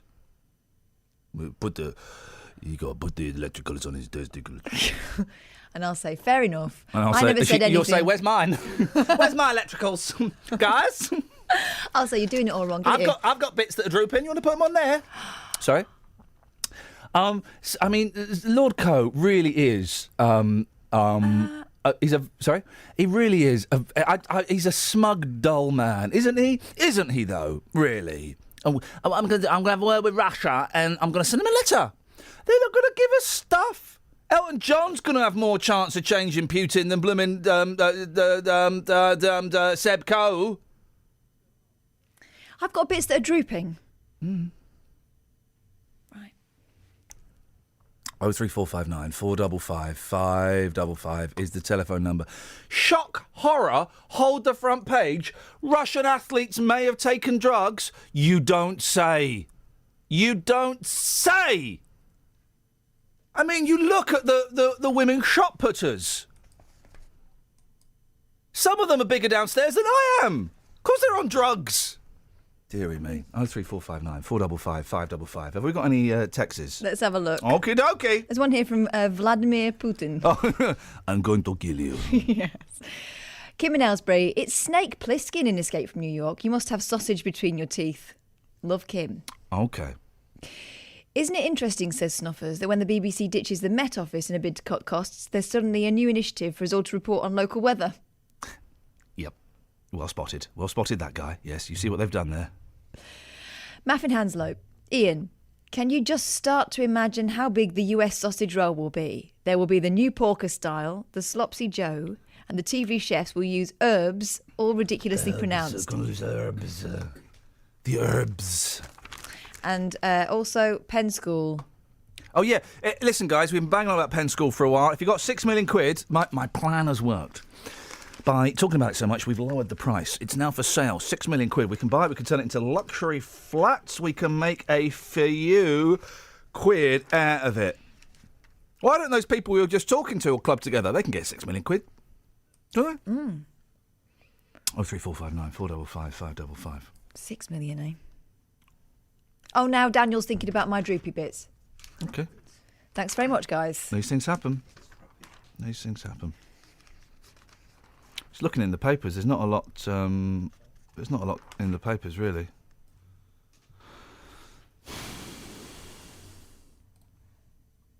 Oh, beautiful, beautiful, beautiful. Here we go. There's loads in the papers. What are you talking about, boy? Blind barber wins payout. Well, hang on. I mean, really, there are some things where, listen, I'm all for equal equalities, even for some of you girls. But there are some places when you just think, no. A hairdresser has won £66,000 after a tribunal ruled he was unfairly fired for being nearly blind. I mean, you kind of... Well, I suppose you could do it by touch, can't you? can't you? If he's been doing it for a long time. I've broken hairdressing convention. With my hairdresser, Jo, when she does it now, right, she goes to pick up the mirror to show me the back of the neck. I said, whoa! Jo! Where are you going with that mirror in your hand? Put it down. I don't want to see. Why? I trust her. I trust her to be able to cut the back of my hair properly. The front looks all right. The front looks good. Doesn't look good now. It looks a bit shaggy. But the front, when she does it, looks good. Go, Jo, what? Why are you showing me the back? I trust you, and if I don't like it, what are you going to do? Stick some back on? So we don't do that anymore. I never see the back of my head anymore. Wow. Yeah, broken convention. That's why you don't know. She's... Oh, for crying out loud. Do people still do that? Do they still cut... ticks and that, yeah, they what? do. Ticks. Ticks. Wow. You know, a Wowzers. Nike. A Nike tick. She said ticks, Justin. Oh, yes, ticks. I don't I bet you've had some designs in the back of yours. Yeah, well, when I was younger, I had a few marks put in there, and they weren't quite to my taste, so I kind of did a bit of DIY at home, and it all went horribly wrong. What marks? Well, you know, shave it into the back of your head, a few lines and things like that. Yeah. It all went wrong. Wrong. Look out, Justin.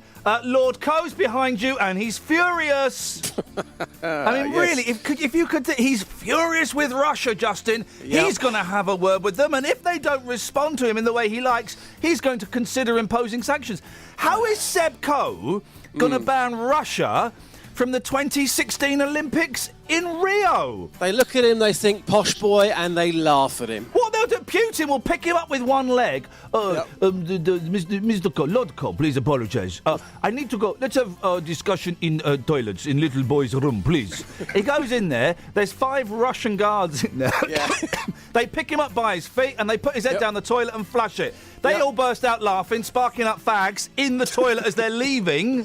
Because it's not illegal in Russia because they're hard. And Seb Coe reverts back to the 12-year-old little posh boy at private school where he sits on the toilet crying, sucking his thumb and wishing his mummy was there to protect him. That is what happens. And then when you know what mess with the happens? Russians. And then you hear a whistling sound and a chuckle. And the camera pulls out through an open window and we see Steve Ovett just laughing as he walks away and then breaks into a jog and then sprints the last 100 yards. Classic racing. It's Chariots of Fire 2 on the rocks. This time Russia's involved. There we go, you see. That's what it is. Dealey! Yes, boss? The Americans have only just discovered the sausage rolls. No wonder they've had no culture, no art, no history in that country. Before I play this, by the way, yes, sir. I've just been tipped off about a message on Facebook, which is quite possibly my favourite ever post on Facebook. It says here, this is Joe Batham. He says, I've just been approached by somebody near the quadrant with a microphone, supposedly from the BBC, to ask me a few questions about the Sausage Roll Appreciation Day. I was asked how much sausage rolls mean to me, and have I got a sausage roll memory I would like to share? I genuinely thought I was being pranked too early in the morning. I must have sounded like a right so-and-so. So yes, there you go. There is the evidence. We are out on the streets genuinely talking about sausage rolls. I love it. And that's why I love you, brother. You do go out and you ask real people real questions that no one else would dare ask. Hands off Radio 4, he's ours. So the Americans have now jumped on board. Some very weird messages on social media about sausage rolls. They are confused. We are celebrating the sausage roll on the streets. Here's what happened.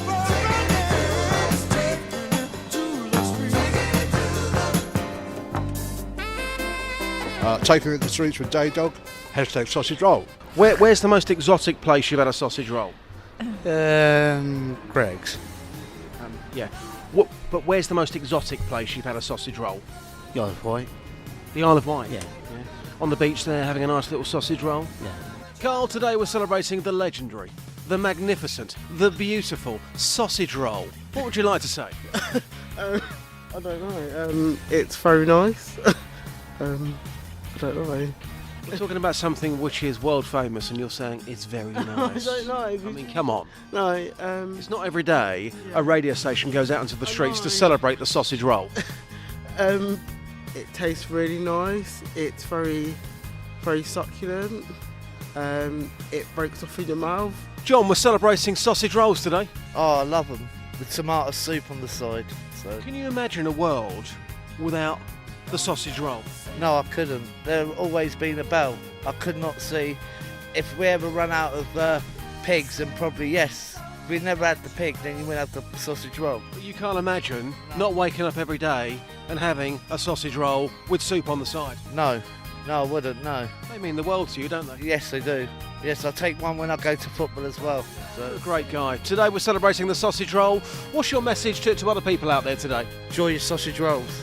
Morning, sir. What's your happiest sausage roll memory? Cornwall. Cornwall's the place to be. Take us back. Explain the setting. Not much, mate. Sunny day. We got a snack. Sausage roll it was.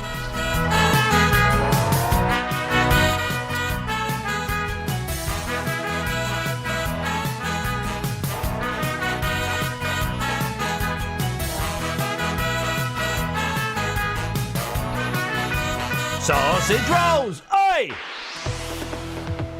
Travel news for beds, cards and bugs. BBC Three Counties Radio. On the M25 anti-clockwise, it's very busy between junction 21 for the M1 and 16 for the M40. It's also slow on the A1M southbound from junction 8 for Hitchin to 7 for Stevenage, and it's stop-start on the M1 southbound from junction 12 for Flitwick to 9 for Redbourne. Also nearby on the A5 southbound in Markgate, it's very busy from Lynch Hill southbound towards the M1 at junction 9 for Redbourne, and the A1's busy southbound from the St Neots junction towards the Black Cat roundabout. Samantha Brough, BBC Three Counties Radio. Thank you, Sammy. Thank you, Justin. Excellent stuff as always. 7:45, Tuesday the 10th of November. I'm Iain Lee. These are your headlines on BBC Three Counties Radio. The chief executive of Luton-based EasyJet has urged a number of airports around the world to tighten their security in the wake of the crash in Egypt. A year after a baby girl was stillborn at Luton and Dunstable Hospital, the authorities say they are committed to learning from the death. And police and fire services in Buckinghamshire and Milton Keynes are set to share premises under a new agreement. Beds, hearts and bucks weather. BBC Three Counties Radio. Good morning. It's a very mild start across all three counties. We had an exceptionally mild night last night, and the temperature outside at the moment at around 15 Celsius. Now, it's going to stay mild at least for the next couple of days. There's a lot of cloud around today. Potentially, we could get a little bit of rain as well later on this afternoon, but most places staying dry. Now, looking at our Weather Watchers website, we have got various report cards this morning reporting a lot of cloud. There's not many leaves left on trees this morning following the wind yesterday. We're hanging on to the wind today as well. Now, one of those pictures, Bayford, in Bayford, by our weather watcher, called Trees this morning, showing that the wind has blown most of the trees off the leaves from yesterday, and it stays breezy today and indeed through tomorrow, just not quite as gusty as it was yesterday. The temperature later on this afternoon could reach 17 Celsius, so another mild day. Overnight, it's still going to be mild. Any showers remaining or any rain remaining will disappear, and it should be mostly dry. It's minimum temperature not quite as mild as last night, but still double figures across the board at 12 Celsius. For tomorrow, mild and breezy again, but it should stay dry. Maximum temperature 15 Celsius, and that's your forecast. Every weekday morning. Isn't it nice to have a good discussion about things in a polite way? My opinion is... You make a very valid point. As long as the person can do the job, I don't care. Hence, I'm saying she's completely out of touch. It doesn't always happen like that, though, does it? Well, if you let me speak, I'll let you know what they are then. Well, that don't prove that an accident's been caused, does it? The JVS Show. My big phone in every morning from 9 gets everybody talking. First of all, I congratulate you. Got a very good topic on this morning. I'd like to share some experiences. I'm not going to respond to that statement because I find that quite inflammatory. The JVS Show. Weekdays from 9 on BBC Three Counties Radio. This is Iain Lee. On BBC Three Counties Radio. 03459 455 555. A new text messaging service has been launched to provide secondary school pupils in Hertfordshire with health advice. Chat Health has been rolled out to allow 11 to 19-year-olds to seek advice confidentially. Linda Edwards is a specialist school health nurse. Morning, Linda. How does this work? Morning. How are you? You don't want to know. Trust me, you don't want to know this morning. No. Well, how does this work?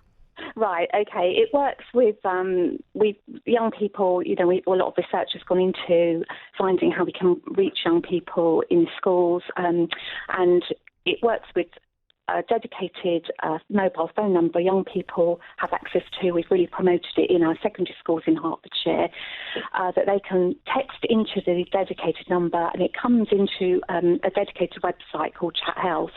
There's a school nurse on duty each day, Monday to Friday, that covers 9 to 5.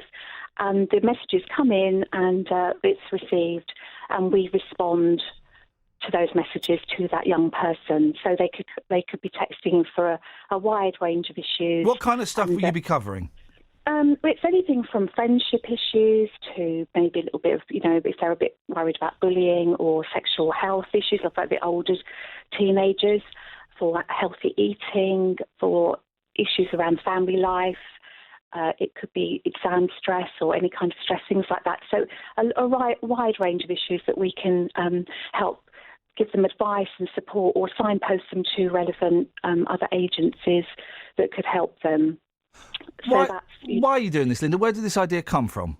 Well, it originally came from Leicestershire NHS Trust, who started the service, and Hertfordshire Community NHS Trust was an early adopter of that service. So we had 5 pilot schools from March up until September, when the whole service went county-wide through all our secondary schools to reach young people of 11 to 19 years of age. It was found because, texting, mobile phones are very, very commonly used for young people, and it's just a good way for young people to get in touch with us, even though we are in schools, in and out of schools. But if we're not there, they can still get hold of a school nurse and ask for some advice and help and support. And there's evidence that young people are going to do this, is there? That they're going to get involved? There is evidence.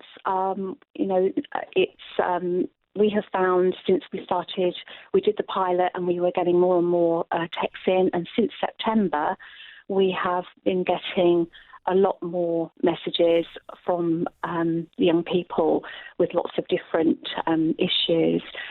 There was a survey done in Leicestershire of more than 2,000 young people. More than 80% of young people in that age range do own a smartphone, and they can download apps, things like that, use texting, and it is found to be an effective service to reach our young people.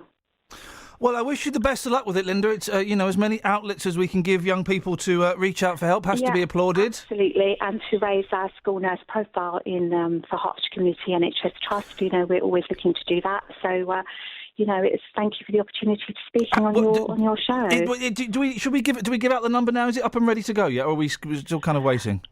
No, we have got the number out. Give us the number. Yeah, okay. Let me just get it for you. Look it up. So the text number that we use is 07480 635 050. Okay. And that's a dedicated number for our young people to text into for our school nurse chat health service. All right, brilliant. Linda, listen, well done. Thank you very much indeed. Very best of luck with it. I hope it is a successful project. 03459 455 555. Let's press button 5 and see what happens. Oh, it's this one. On FM, AM, online and digital radio. This is Iain Lee. On BBC Three Counties Radio.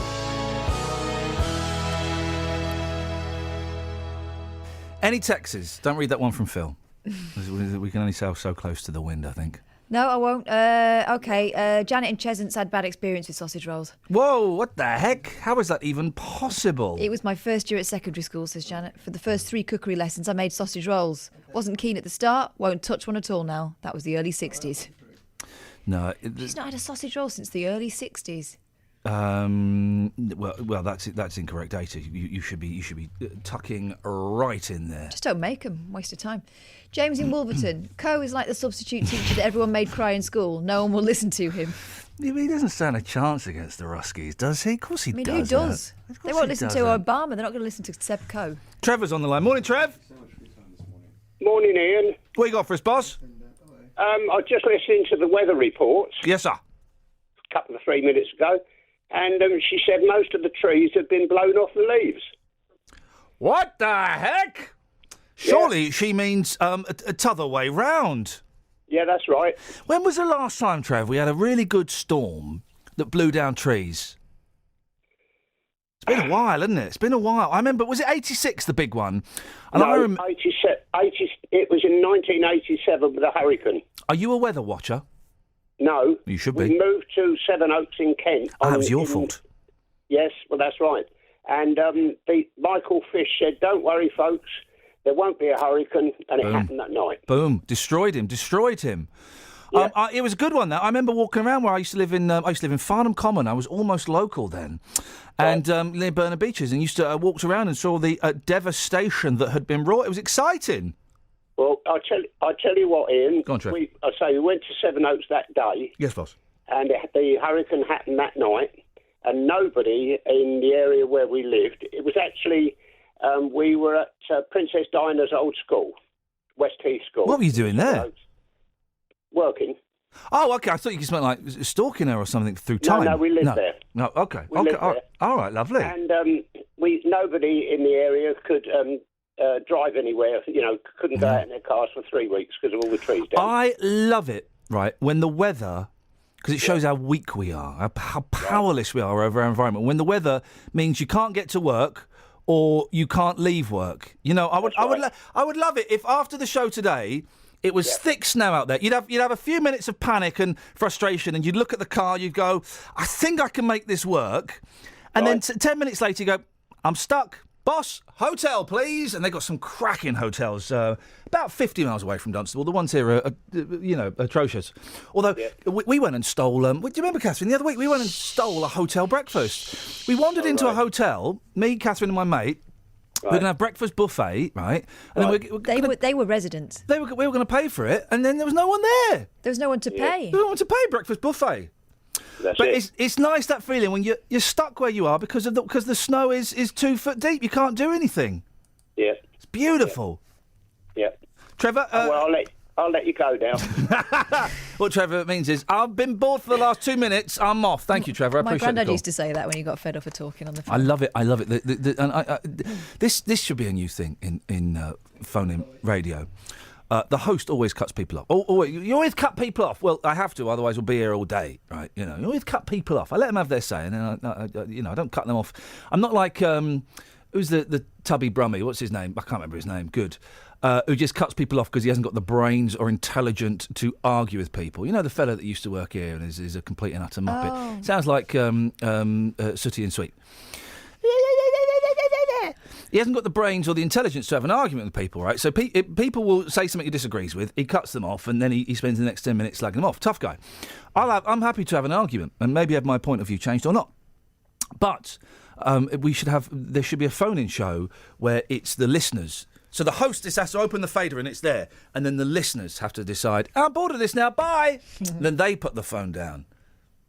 I miss as well the good slamming of the phone, because everyone's calls in on mobiles now. You can't slam down a mobile. There should be an app, a mobile app. You can have this. I wouldn't charge more than 69p. I'd pay 69. I wouldn't pay 99. No. But an app that means that when you press the disconnect button, it makes the sound of a... Have you got a phone there?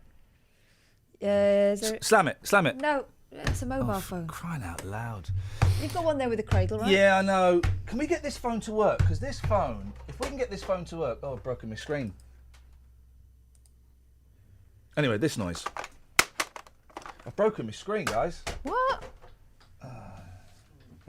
There we go. I fixed it. It wasn't that broken, it turns out. I think I'd knocked the... I say I fixed it. Energy Star is not my screensaver of... there it is. We're back in, ladies and gentlemen. We're back in the room. Well, that was... tense for a second. Well, that was dull for me. I can only imagine how tedious it was for you guys. 03, it's your fault. You've not called in. Imagine being a phone-in host, arrogant enough to berate the listeners for not calling in. Now, I'm not saying this lightly. 03459 455 555. Let's get the Trav. Travel news for beds, cards and bugs. BBC Three Counties Radio. On the M40, there's a lane closed into London just after junction 2 for Beaconsfield because of an accident involving 3 cars, which is causing delays. And also it's slow on the A40 Western Avenue from the M40 at the Denham roundabout towards Gypsy Corner in Acton. On the M1, it's slow southbound from junction 10 for Luton Airport to 9 for Redbourne. It's also busy in Luton on Vauxhall Way between Hitchin Road and Crawley Green Road. And in Clophill on the A6 Bedford Road, it's very slow from the back street towards A507. On the trains, there's no reported problems at the moment. Samantha Bruff, BBC Three Counties Radio. Sammy, thank you very much indeed. Sausage rolls and okay, let's play the game. Who's can we find anybody limper than Lord Sebastian Coe? I don't think we can we? He's like Lord Snoot. He's like Walter the Softy. That's who he's like, isn't it? And I say that with respect. Really, but can we find anybody limper? He's taking on the Russians. Oh, I bet they're scared. I bet they're terrified. Oh, I'm doing a joke. I bet they're petrified. No. Local and vocal across beds, hearts and bucks. This is BBC Three Counties Radio.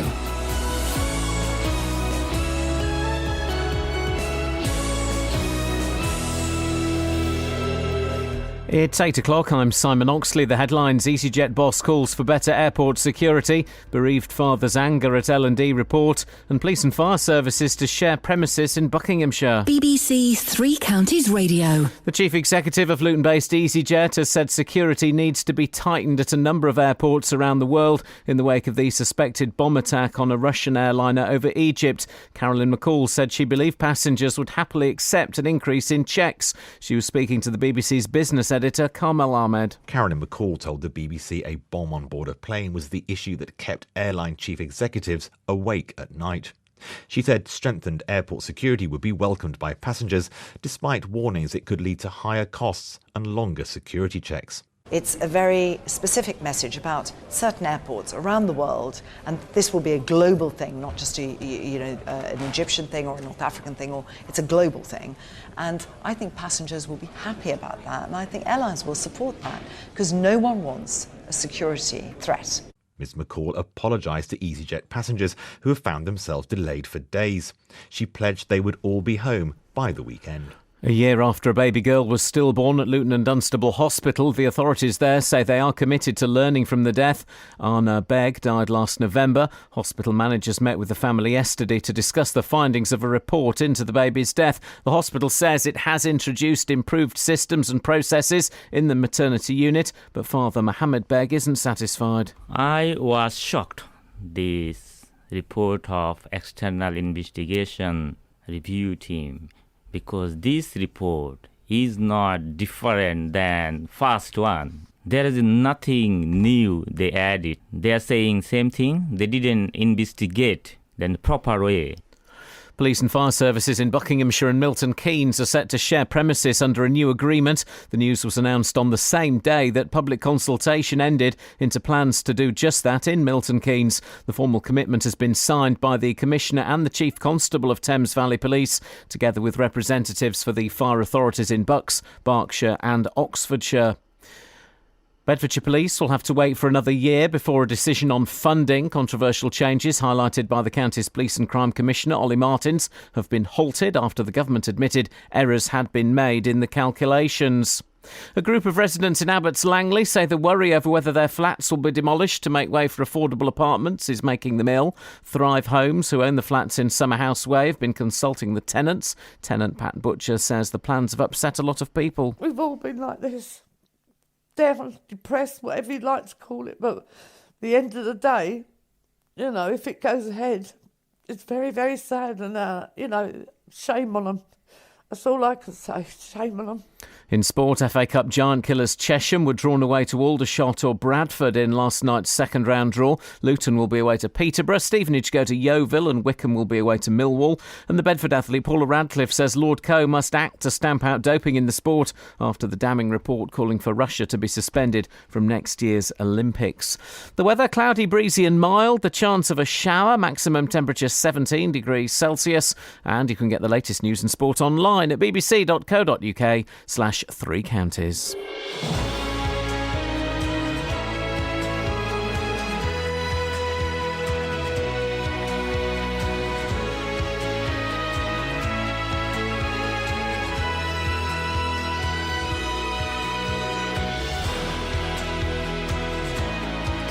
Thank you, Scott. He's slamming down his phone via a short video available online. If you're not following at Balcony Shirts, by the way, one of the few people that knows how to use Twitter. He's at his best when he's drunk and miserable. I mean, they're the best ones. He's at his worst when he's crying over spooky films like The Babadook. He gets a bit scared. But seriously, if you're not following at Balcony Shirts, you're not using Twitter correctly, guys. Busy show this morning. I say busy, I mean flaccid. Just, you know what it's like. Some days you go, you know what it's like. Sometimes you go to work and you just, you just don't feel up to it. I don't feel up to it today. I'm kind of, painting by numbers. I'm phoning it in. Oh, there's an idea. If you want to phone it in, 03 459 455 555. Across beds, hearts and bucks. This is BBC Three Counties Radio. Now, Catherine, you tweeted your disappointment yesterday as a story that we've been covering a while. There was an interesting and, let's be honest, not unexpected twist. Tell us about Penn. Penn School is now on the website of an estate agent, offers £6 million. What's the estate agent? I want to have a look at it. Knight Frank. Knight. Do you want me to send you the link? Frank. Let's have yeah, go on. All right, I'll send you the link. Because what's disappointing is that we've been ringing... Oh, I got it. ringing the administrators every week to see if there's any updates, and they've told us there isn't. Rare development opportunity near Beaconsfield, Buckinghamshire. For sale, freehold, available as whole or in lots.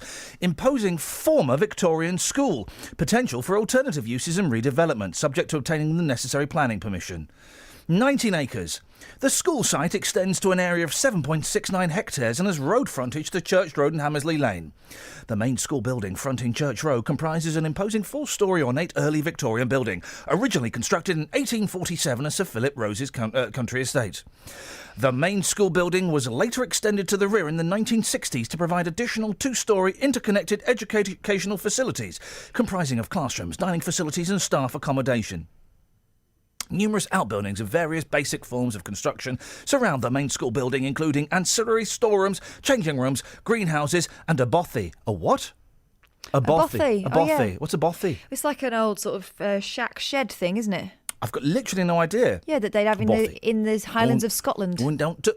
I am in Scotland. I'm a wee lassie from Kilmarnock. I'm going to go to the bothy. I'm going to go to the bothy and want my bothy. The grounds include extensive landscape gardens, playing fields and a rubber mulch surface playground. £6 million. Wowzers. Well, it's galling to us, because we've been covering the story a lot.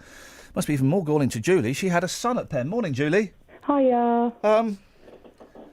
Well, there's a delightful advert for what looks like a magnificent property. What are your thoughts on a Penn School now being available for around £6 million? And, oh, what a surprise. If you get the planning permission, you can turn it into flats. Yeah, I'm absolutely gutted about that, because that was one of the main things the administrators sort of said all along, was that it can only be used as an education facility or like a care home, and now they're basically opening up to anyone, really, by the sounds of it, which, breaks my heart, really, because it was being run as a wonderful school for our children, and I feel that this was always going to be the outcome. I feel that this is what was always in mind. They always wanted to have it up for sale. They're now going to clear off their debts, and there is going to be, as they've said themselves, going to be money remaining. I personally feel as parents we, really should know what is going to happen to those proceeds from when they've cleared off their debt. Don't you worry. We are going to be following the money very, very closely. Yeah. And again, we're not suggesting that there's anything improper or anything dodgy going on, but we will certainly, be following the money. It's gutting, isn't it? We were all very upset when we saw this yesterday. Yeah, I was devastated. I found out on Sunday, and it just upset me all day. Because it just sort of brings everything back. What happened in July? It was an absolutely terrible time in July, and what can you say to that? It's a really stinky story. This, we all kind of suspected that this was going to be the case at some point. Again, not implying any impropriety or any dodginess going on, but this is the way the story was going to play out. How's your boy doing now, Julie? Do you know, he's getting there. He's brilliant. He's been very stressed out. Yeah. We've had a hideous few months, but due to the absolutely fantastic support that I've actually been given, and for him, and all the hard work that everybody is doing for him, he's getting there, and he's actually starting to calm down now, which is just great, because seeing your child so unhappy, it's horrendous, heartbreaking, isn't it? And believe me, I will never forget it. It will stay with me for a long time, seeing my son like that. Definitely there is a lot of shame on a lot of people, I feel. Julie, listen, I wish you the very, very best of luck. I'm really glad to hear that things are starting to turn a corner for you and your boy, and it will get better, and it will get better. But you're right, as a parent, when you see your kid struggling, and particularly when it's hard either because of age or because of a medical condition, to explain things to them, you could perhaps explain to an older child, or a child that has slightly more world weariness about him. It's heartbreaking, and I'm sure you're doing an absolutely cracking job, and he's lucky to have you. He still keeps asking me whether he's going to be, whether Penn's going to be opening again. Well, Julie, I don't know how much money you've got. I don't know how much we could raise as a mortgage between us. Do you reckon if we split it, we could get to £6 million? Not pushing it a bit. Pushing it a bit. Yeah, Julie, pushing it. I appreciate you coming on. Again, best luck with you and your boy. And we will follow the money. Don't worry. Thank you so much. It's really sort of nice to speak to you again. Actually. Nice to speak to you too. It's heartening to hear that things are turning around for you and your boy. We will follow the money, guys. Don't you worry. We may not speak about it for a while, but we will keep an eye on this. Now, the Luton and Dunstable Hospital says it's committed to learning from the death of a baby girl who was stillborn a year ago. Anna Begg's parents believe their daughter would have lived if there wasn't a delay in receiving treatment. Following an investigation, the hospital admitted it failed to check for a heartbeat in a reasonable amount of time. An independent review found a placenta abnormality was the likely cause of the stillbirth. Well, Andrew Cantor from Welwyn Garden City set up the National Maternity Support Foundation after his son was stillborn, and he joins me now. Morning, Andrew. Good morning, Ian. How are you? Yeah, I'm fine, thank you very much. The National Maternity Support Foundation, what does that do? Well, it's really there as a charity to support parents through their pregnancy journey. Obviously, you referred to Jake being stillborn around 10 years ago now. So we obviously went through that terrible situation. But, through that, you learn so much. And we've been able to share that learning and pass it on to parents that have gone through a very unfortunate situation, similar to the family we're talking about today. And our hearts do genuinely go out to the family, because we know how difficult it is. It's interesting, isn't it? I in our NCT class, 6 years ago, where did that time go? Over 6 years ago, we had a young lady there who it was her second baby, and her first baby had been stillborn. And it was something that I'd never really considered. And when you talk to a parent who has lost a child like that, it's such a loss, isn't it? It's the loss of a child, and I think some people don't understand that, because you've not experienced living with that child, having that child as part of your everyday life. They kind of think, people had said to her, "Oh well, you can try again." Exactly. Yeah, and people don't mean that in a cold way. They just fail to understand you've lost a child. Yeah, I mean, and that's the thing. You don't realise the impact until it does happen, and it's kind of the ripple effect. It's how it affects not just you, but your families, and it kind of just really has a profound implication on that period of your life, and it takes a long time to get through that. And I suppose for me that was a way of dealing with the whole bereavement was to campaign, was to make changes. Similar to we've heard the report today. You know, they're going to implement the changes. You know, we did the same 10 years ago. The protocols were changed, and you know, I guess some of the frustration is that these changes may happen in a specific area, but they're not disseminated throughout the rest of the UK. But I hope the learning from today can be shared across the whole of the NHS to make sure this doesn't happen again. The phrase that always annoys me about so many things, and I just wondered, as a parent who'd been in this situation, what it meant to you. Lessons have been learnt. It's because it's it's taken. To hear, but you have to learn from things that don't. You learn more from things that don't go right than things that do. But I think really from what we can see, you've got to listen to Mum. You've got to listen to the people that know. Mum knows best. That old saying. And you turn up to the hospital, and it's very busy. But you've got to make sure that midwives know that they have to listen to the mum because they invariably know. It's their bodies, isn't it? It's their bodies, and it's what's in their bodies, and it's. I know it's something we talk about a lot, not just about pregnancy, but also, when children are getting older. That as a parent, when your kid's not well. Might look fine, but that there's something wrong, don't you? And it is so important for hospitals and doctors to listen to parents when they go in and say, look, I know he looks fine, there's something not right with him. That's right. If people want to find out more, Andrew, about the National Maternity Support Foundation, have you got a website or something they can go and have a look at? Of course, they can just go to jakescharity.org and they'll find all the information there. So Brilliant. I appreciate that. Really appreciate your time. Keep up the good work, Andrew. Thank you, mate. Thank you, Ian. There we go. Thank you very much indeed. 03459 455 555. Travel news for beds, cards and bugs. BBC Three Counties Radio. On the M40 into London, there's been a 3-car accident just after Junction 2 for Beaconsfield, so a lane's blocked on the way into London and it's causing a delay from Junction 3 for High Wycombe East. Also, it's busy on the A40 Western Avenue from the M40 at the Denham roundabout towards Gypsy Corner in Acton, and the M1 has queues southbound around Junction 12 for Flitwick. On the A1M, it's very busy southbound from Junction 9 for Letchworth to 7 for Stevenage, and on the trains, Great Northern aren't stopping at Old Street because of a problem with the lighting at the station. Samantha Brough, BBC Three Counties Radio. Thank you very much, Sammy. Right, so there we go. Right, there we go. 8:16. It's Tuesday. It's the 10th, and do you know what, guys? It's November. There are only 9 more shopping days until Christmas. The chief executive of Luton-based EasyJet has urged a number of airports around the world to tighten their security in the wake of the crash in Egypt. A year after a baby girl was stillborn at Luton and Dunstable Hospital, the authorities there say they are committed to learning from the death. And police and fire services in Buckinghamshire and Milton Keynes are set to share premises under a new agreement.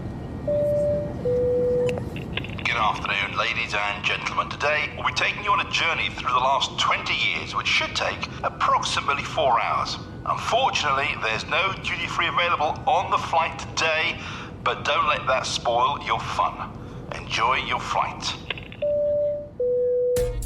Today, one of Bedfordshire's biggest businesses celebrates its 20th birthday. Good morning, welcome to EasyJet. Can I have your passport and your boarding passes, please? And I'll be live from the heart of their operations at Luton Airport, finding out why they chose Luton as their base from the very start and what they've got planned for the future. We can see Luton being the airport of the future for EasyJet, and we want to make Luton Airport, one of the leading airports in the UK. EasyJet's 20th birthday, today from 3 here on BBC Three Counties Radio. This is Iain Lee on BBC Three Counties Radio.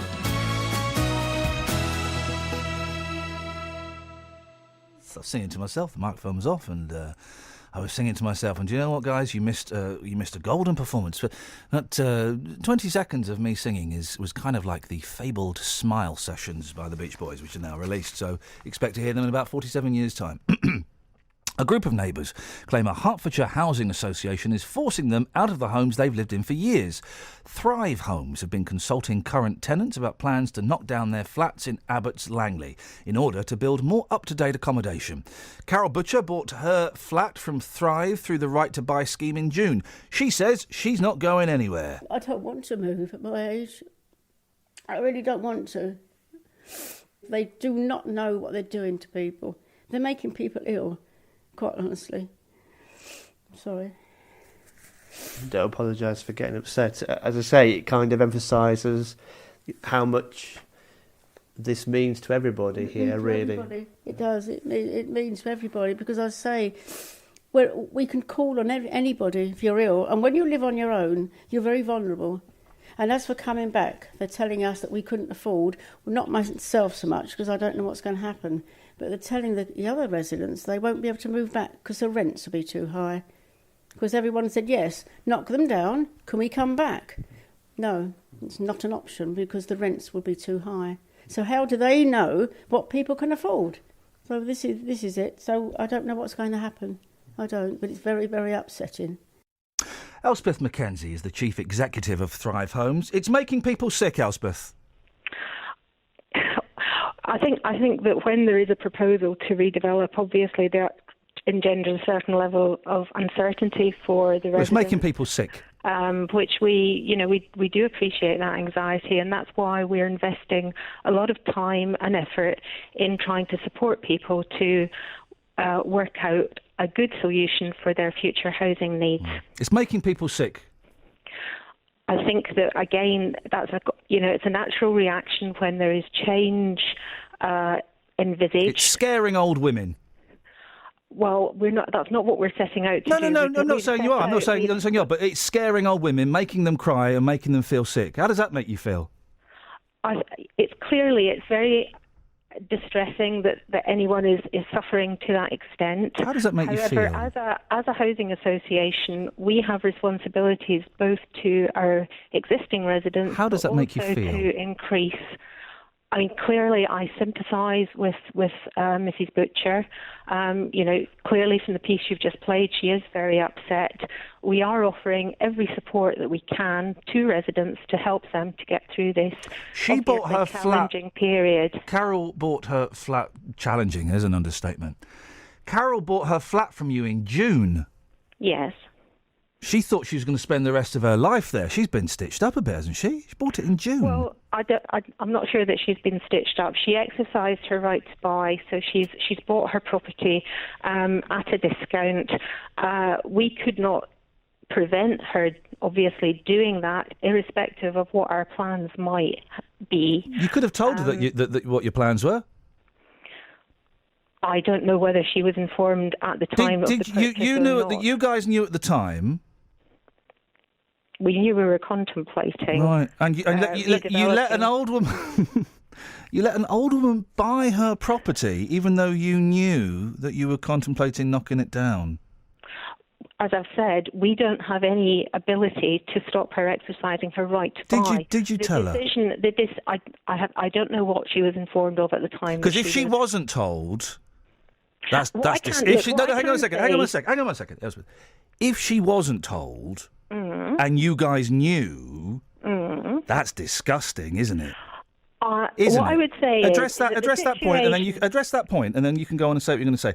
If you knew and she wasn't told, that's disgusting, isn't it? I have just told you that I don't know what she was told. But if she wasn't told, She was told. Now, what I would say, can we phone her up and find out? Can we phone up Carol up and see if she was told? Because I'd love to know. Because if she wasn't, I wonder why someone. Can I just? 1 second. Let's explore this. We in a second. We got the rest of the show if you want.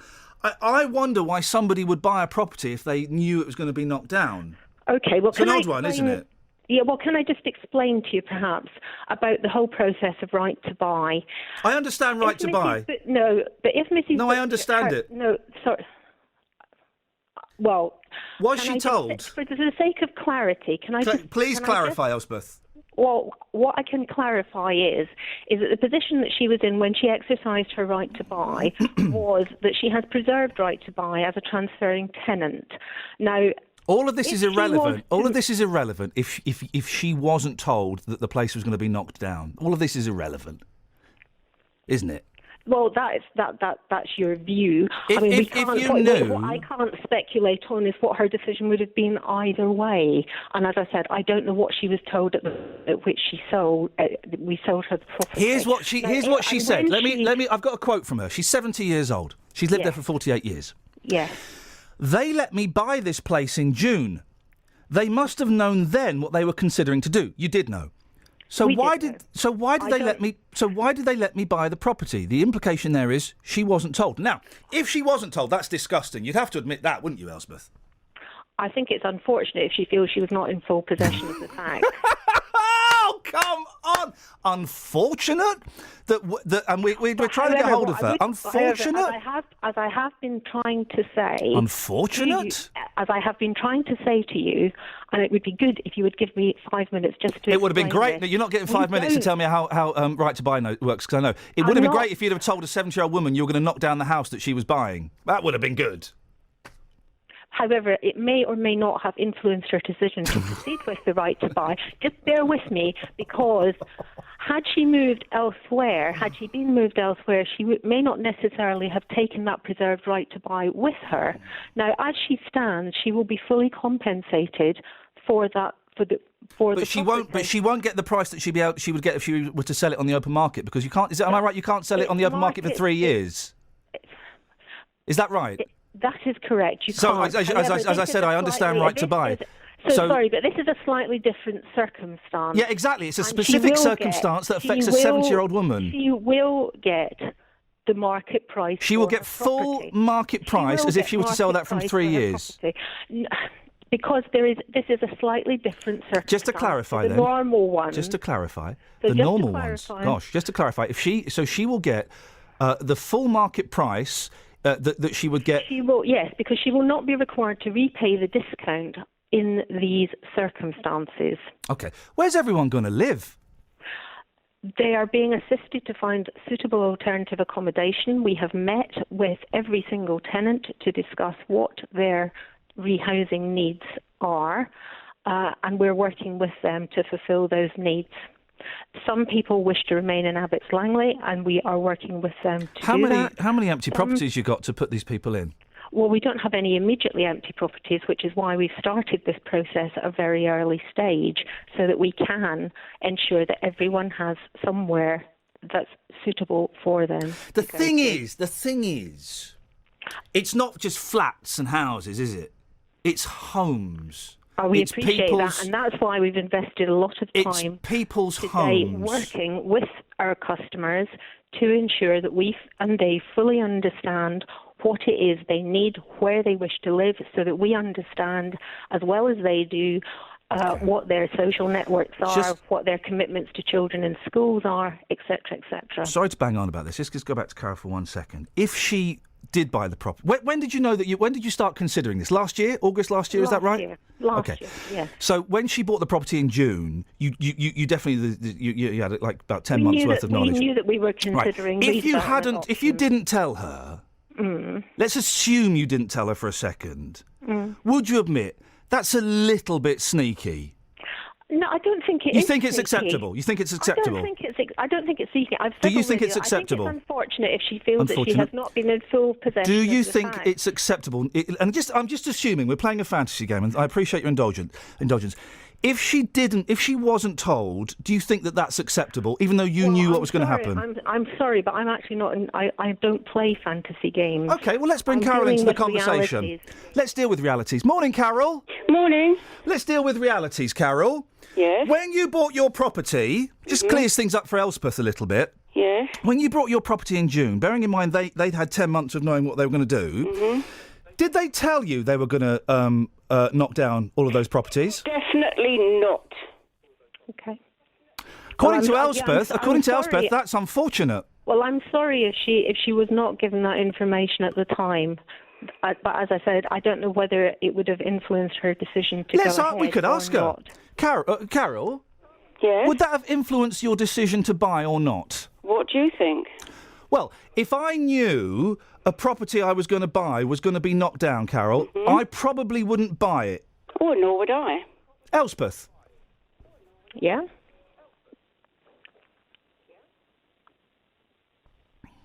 So, she wasn't told, and it would have influenced her decision. Do you think that not telling her, a 70-year-old woman, was acceptable? I think, as I have already said, it was extremely unfortunate that she was not in full possession of the facts. It was However, unfortunate, Carol. What I would also say is that as at this time, we are exploring the possibilities for redevelopment of this site. And we'll come to the redevelopment in a second. It's unfortunate, Carol, that the people who sold you your property forgot to mention it was going to be knocked down. That's unfortunate. How strange. How strange that they forgot. Well, we didn't forget. Oh, you hid it from her. I have no idea what I'm saying is it was your right to tell me. Well, I'm sorry if you were not informed, and I've said that several times now. I am Sorry very won't make any sorry difference, will it? Would you like this to have been done to you? How would you feel? If you'd have been somewhere... No, I'm losing my temper. How would you feel? Answer me that. How would you feel if you'd lived in a place 48 years? I'm 70 years old. I've got brought all my family up here, my grandchildren. How would you feel? I think it's very natural when there is no, such a don't scale say of natural. change. I'm asking you how you would feel. Carol, let's let Elspeth answer. I think it's very natural for you to be upset. I think the scale of change that's envisaged is obviously very distressing. However, as I've tried to say earlier, as a housing provider, we are endeavouring to balance the needs of both current residents, but also those people who desperately need homes in this area. In that case, why are the rents going to be double? Why are the rents going to be double? Okay, if I can just explain the rents are not going to be double. How much more are the rents going to be? Currently, rents on that development are about 50% of open market. We will be charging a rent that will be up to 80% of open market. Okay, so unaffordable for these residents. Hang on a second. No, Elspeth, unaffordable.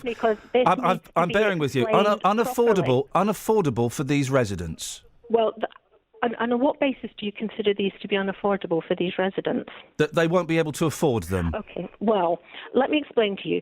The reason we charge those level of rent is because that is what we are required to charge by the government. That is what national policy says is affordable. Yeah, okay. Talk to Carol about national policy. You're talking to Carol now. Talk to Carol about national policy and unaffordable housing. Talk to Carol. Rent policy doesn't really apply to Carol any longer because Carol has purchased her home. She's going to be knocked down. And she will be compensated for that. I don't want to be. I want my flat and I want my home. I don't want to move somewhere where I don't know my neighbours. We are a community here. We help one another. I don't think you realise that. And when people are on their own, they are vulnerable. And we help one another. I do appreciate the concern and the distress, and I can hear that very loud and clear.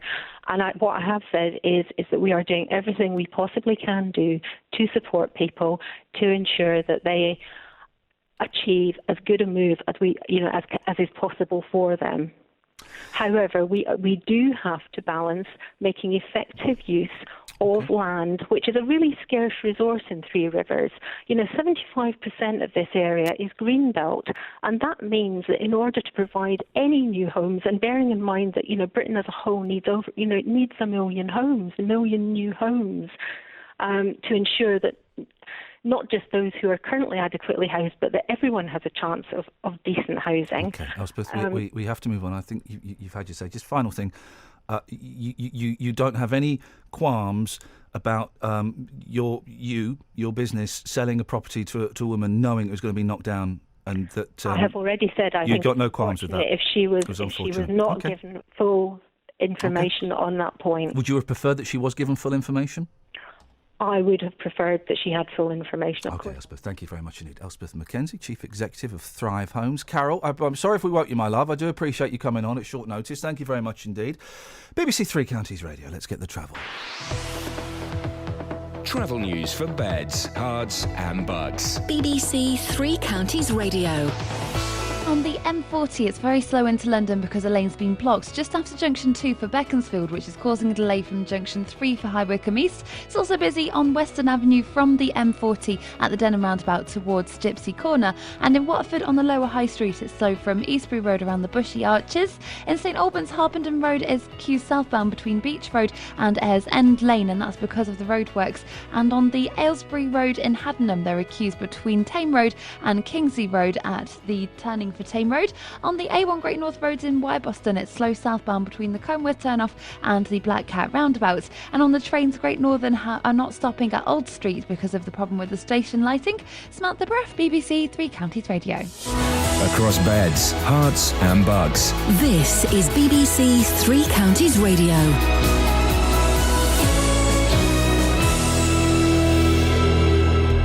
With the headlines, I'm Simon Oxley. The chief executive of Luton-based EasyJet has said security needs to be tightened at a number of airports around the world in the wake of the suspected bomb attack on a Russian airliner over Egypt. Carolyn McCall said she believed passengers would happily accept an increase in checks. Police and fire services in Milton Keynes and Buckinghamshire are set to share premises under a new agreement. The news was announced on the same day that public consultation ended into plans to do just that in Milton Keynes. And a year after a baby girl was stillborn at Luton and Dunstable Hospital, the authorities there say they are committed to learning from the death. Anna Begg died last November. Hospital managers met with the family yesterday to discuss the findings of a report into the baby's death. Three Counties Sports. BBC Three Counties Radio. All our sides received away ties in last night's FA Cup second-round draw. Wycombe, Luton, Stevenage and non-league Chesham and possibly Boreham Wood will all be on the road on the first weekend in December. More from Jeff Doyle. After producing one of the shocks of the first round, Chesham's reward is a tough second-round tie away to either Aldershot or Bradford.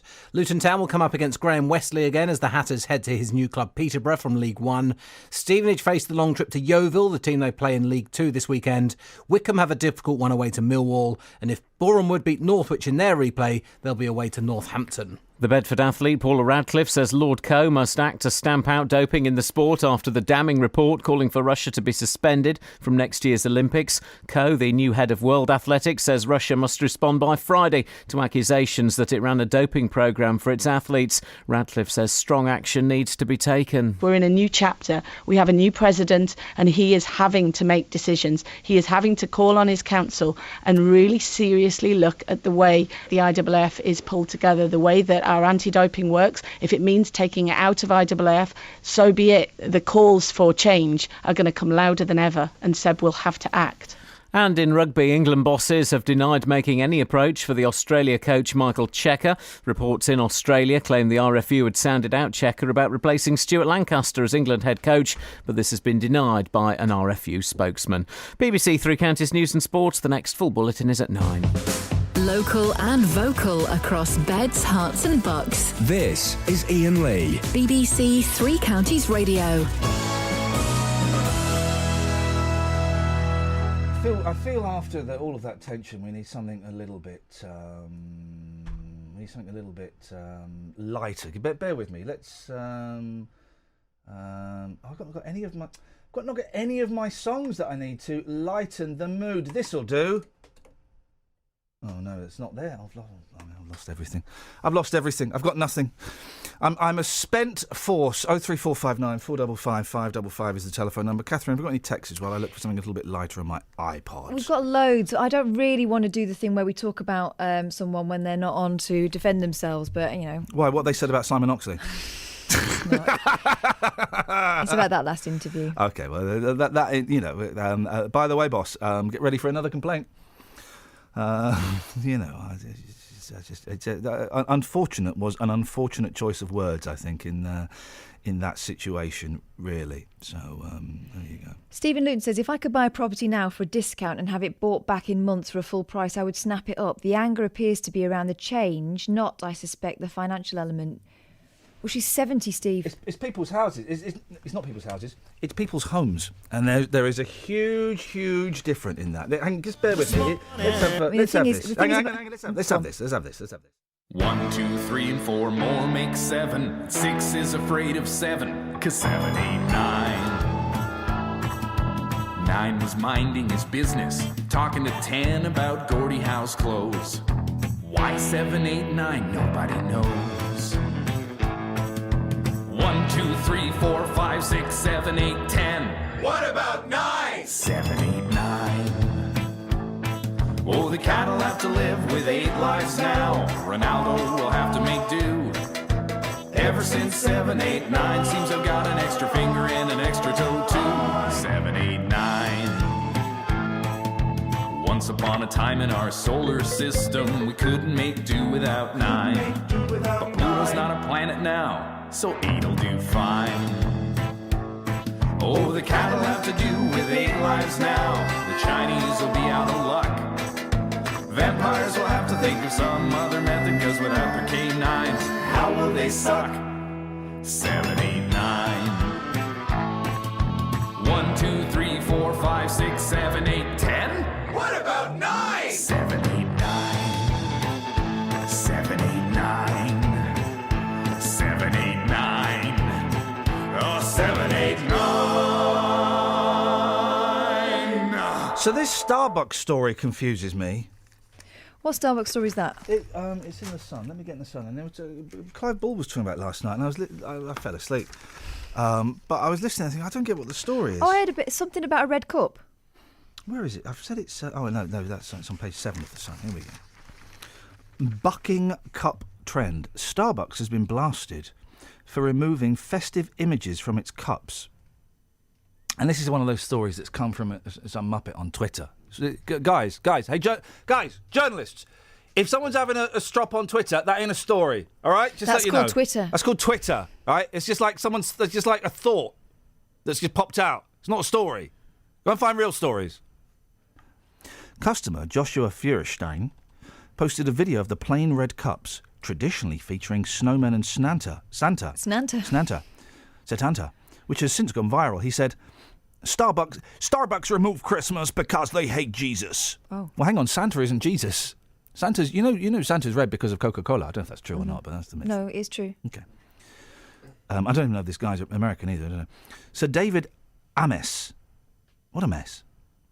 Tory MP for Southend West said, "What is Christmas about? It's Christ Mass! This is madness! Jesus!" It's a coffee cup. Jeffrey Fields, Starbucks Vice President of Design and Content, said its shops have become a place of sanctuary during the holidays. This is insane. And there were people getting angry about it on Twitter. Clive Ball was doing a phone-in on it. I don't get it. So they've taken. So what? They're not doing it because of the Muslims. They're not doing it because of the Jews. They're not doing it because they're just taking Christmas. It's red cups. It's Starbucks. Red's Christmassy, right? It's Coca-Cola-y. It's Starbucks. Starbucks remove Christmas because they hate Jesus. Who does that sound like? Who? Do it again. Okay. Starbucks remove Christmas because they hate Jesus. I'm going to call my friend Tony Blair and start a war. Oh. George Bush. Well. W, the second one. In my mind, the second best. Jed, W, these are in from what's the number one is Jed Bush. Number 2 is W. Third place is his dad. But they're all very close. It's not big gaps. They're very close. You know what Jed Bush is supposed to have said in the last couple of days? Go on, do it. If he could go back in time, he would kill baby Hitler. If I could go back in time, I'd kill baby Hitler with my good friend Tony Blair. Not bring him up to love rather than hate, but kill a baby. Kill a baby. This is the great question of time travelists. Would you kill Hitler? Well, would you? At what stage, though? Well, baby Hitler. He's not a danger yet, is he? Danny, would you kill Hitler? Never. This is the if you watch the movie, the Philadelphia Experiment 2, they go back in time to kill Hitler. Well, you can't kill Hitler. You can't go back in time and alter time because then, well, I won't be born. You won't be born. BBC Three Counties Radio would still be BBC Bedford. You can't go back and kill Hitler. Hitler didn't make me be born. No. But the chain of events. Well, your mum and dad would never have met. Why? How did your mum and dad meet? Not because of Hitler. No. But there would have been so many seismic changes. World War II either wouldn't have happened or would have been a very, very different war. My mum and dad met because she was very drunk at a party. Okay, well, booze might have been banned. Was it German beer? Probably, actually. Yeah. Exactly. Yeah, Do you see? Everything's changed. A small change, like 100 years ago, could have stopped your mum and dad meeting. Hitler being killed as a baby, your mum and dad would never have met. Never have met. It's like that episode of Doctor Who. Isn't it? Which one, mate? The one where they have to kill Dave Ross because he makes the Daleks. Who? Davros, not Dave Ross. What are you talking about? And so they go back. You know who Davros is based on? Bobby Davro. Bobby Davros. Oh. Bobby Davros. I don't think he was. Yeah, I think yeah. it was Hitler. We're just filling now, guys. We're literally just filling. Call in if you want us to stop filling. But the Doctor didn't kill Genesis Davros. of the Daleks. Yeah. There we that's go. one. Baker. Yep. Classic. Tom. Classic. I like this guy. Classic. He remembered that, but he called him Dave Ross. I think he was doing a little riff. I Were think you? I think he was trying to. It was a little joke. I think he was trying to play our game. Failed miserably. 1-0 to me, as it always is. Not always. Bobby. So you can't kill Hitler. So then, what does that tell us about humanity? Phone Jeb Bush and tell him. I'm going to phone. I've got to say, I can only do it if I start this. Starbucks removed Christmas because they hate Jesus and my good friend Tony Blair. That is not bad. That is not bad, considering that as a spontaneous impression. Spontaneous Bush. Of a time machine, isn't it? Sorry? If you had a time machine, you wouldn't just use it to kill people, would you? You'd go All to right, the well, Beatles or something. Let's not use it by the looks of I things. wouldn't go to the Beatles. They only did 20-minute concerts. What a waste of rocket fuel. Maybe the rooftop one. That was a mess, let's be honest. The rooftop concert was a mess. No, do you know where I'd go if I had a time machine? Well, where would you go? Let's see if we can spot a trend. Where would you go? While he's thinking, Catherine, you think. Okay, I'd... No, you think. Oh. Daniel, son. I'd quite like to see David Bowie. You can. He's still alive. No, but he doesn't do it anymore. He'll do it again. He'll do one more. won't. So what? You'd go back to '83 to watch the Let's Dance tour? No, not the '80s. You go back to '87 to watch No, Tin I'll probably Machine. go to the '70s and catch him in Dunstable because I can't drive. All right, so you go back to '73 and watch Ziggy Stardust playing at the California bar. Catherine, could you pick something more interesting, please? Woodstock. No, I wouldn't go It's to on Woodstock. video. Yeah, you can watch that. Yeah, but I want to go and get my baps out and stuff. Right, you know where I'd go? The flipping future. What? I'd go to the flipping future. Travel news for beds, cards, and bugs. BBC Three Counties Radio. There are queues on the M40 into London because of an accident that happened just after Junction 2 for Beaconsfield earlier, and it's causing a delay back from Junction 3 for High Wycombe East. Also, it's busy on the A40 from the M40 at the Denham roundabout towards the Gypsy Corner in Acton. In Amersham, Gore Hill has queues southbound between the A413 and London Road. It's not being helped by the accident on the M40. The A5 southbound in Markgate has queues approaching the M1 Junction 9 for Redbourne, and on the M1 it's slow southbound from Junction 10 for Luton Airport to 9 for Redbourne. On the trains, Great Northern are not stopping at Old Street in London because of a problem with the lighting at the station. Samantha Bruff, BBC Three Counties Radio. Thank you very much indeed.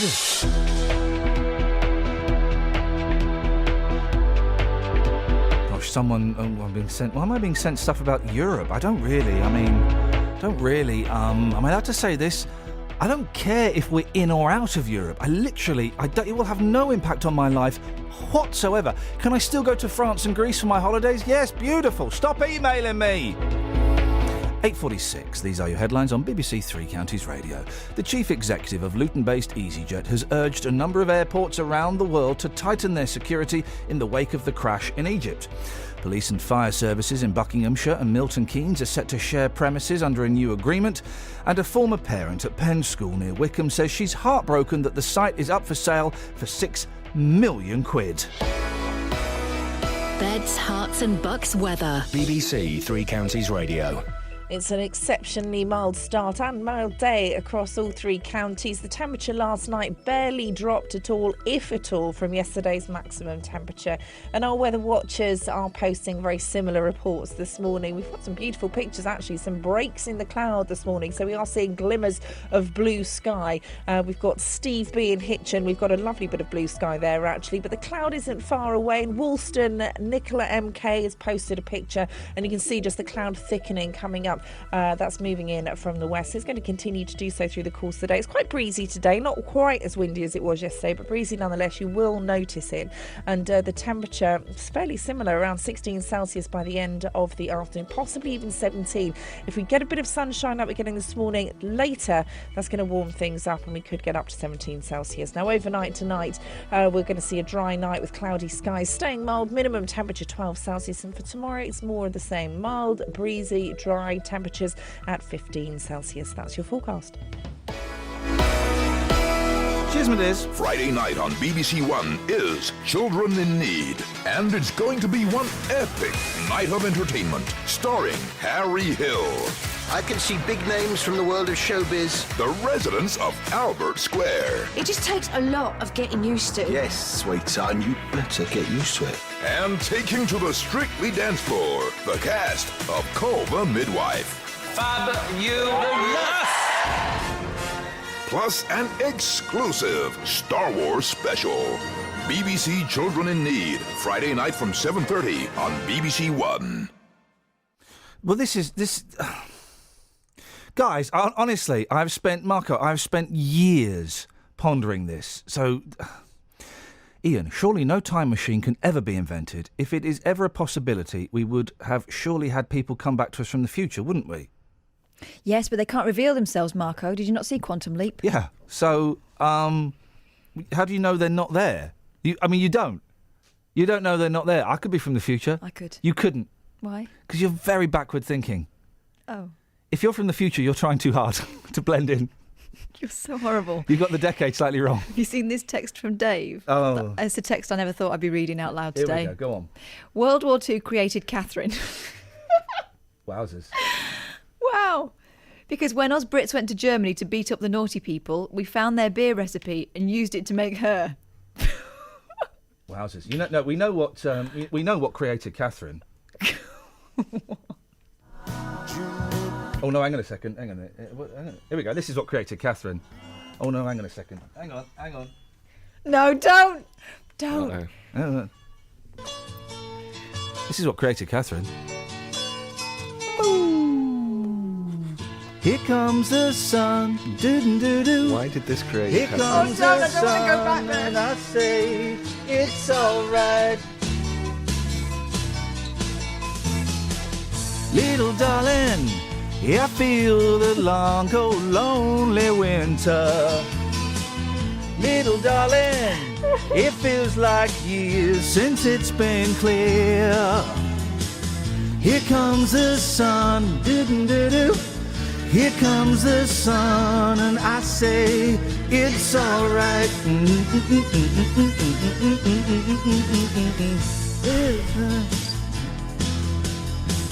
Little darling, oh no. I feel the ice is slowly melting.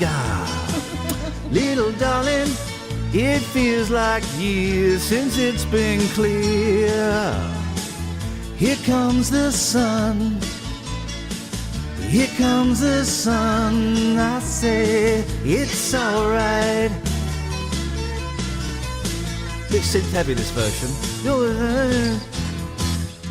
Sun, sun, sun, here it comes. It's tricky, this bit, hang on. Sun, sun, sun, here it comes. He closes his eyes when he does that. Yeah, I've got to reach it. Sun, sun, sun, here it comes. It's like X Factor. Sun, sun, sun, here it comes. Sun, sun, sun, here it comes. Uplifting. Let's go. This is not the true version of the. Here we go.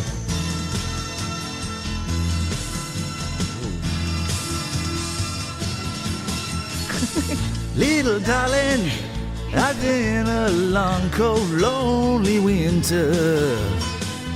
Little darling, it feels like years since it's been clear. Here comes the sun. Oh yeah, here comes the sun, and I say it's alright. Yeah, Stop getting it on. It's alright. Do-do-do-do. Here comes the sun, and I say, get 'em off now. it's alright. Hang on.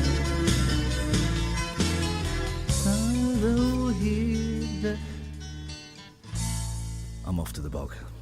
That's disgusting. He won't be listening now, will he? If he is, in a right fruity mood. Danny doesn't know what that was all about. Most people don't. I feel like most people. If you were listening 2 years, 3 months and 2 days ago and about an hour and 12 minutes ago, you'd know exactly what that's a reference to. Let's just say that's my parents' song. Oh. Yeah. Answer the phone. That it was might 3 be... hours of mortification. No, 3 hours, 3 minutes. 2 minutes 31. 03459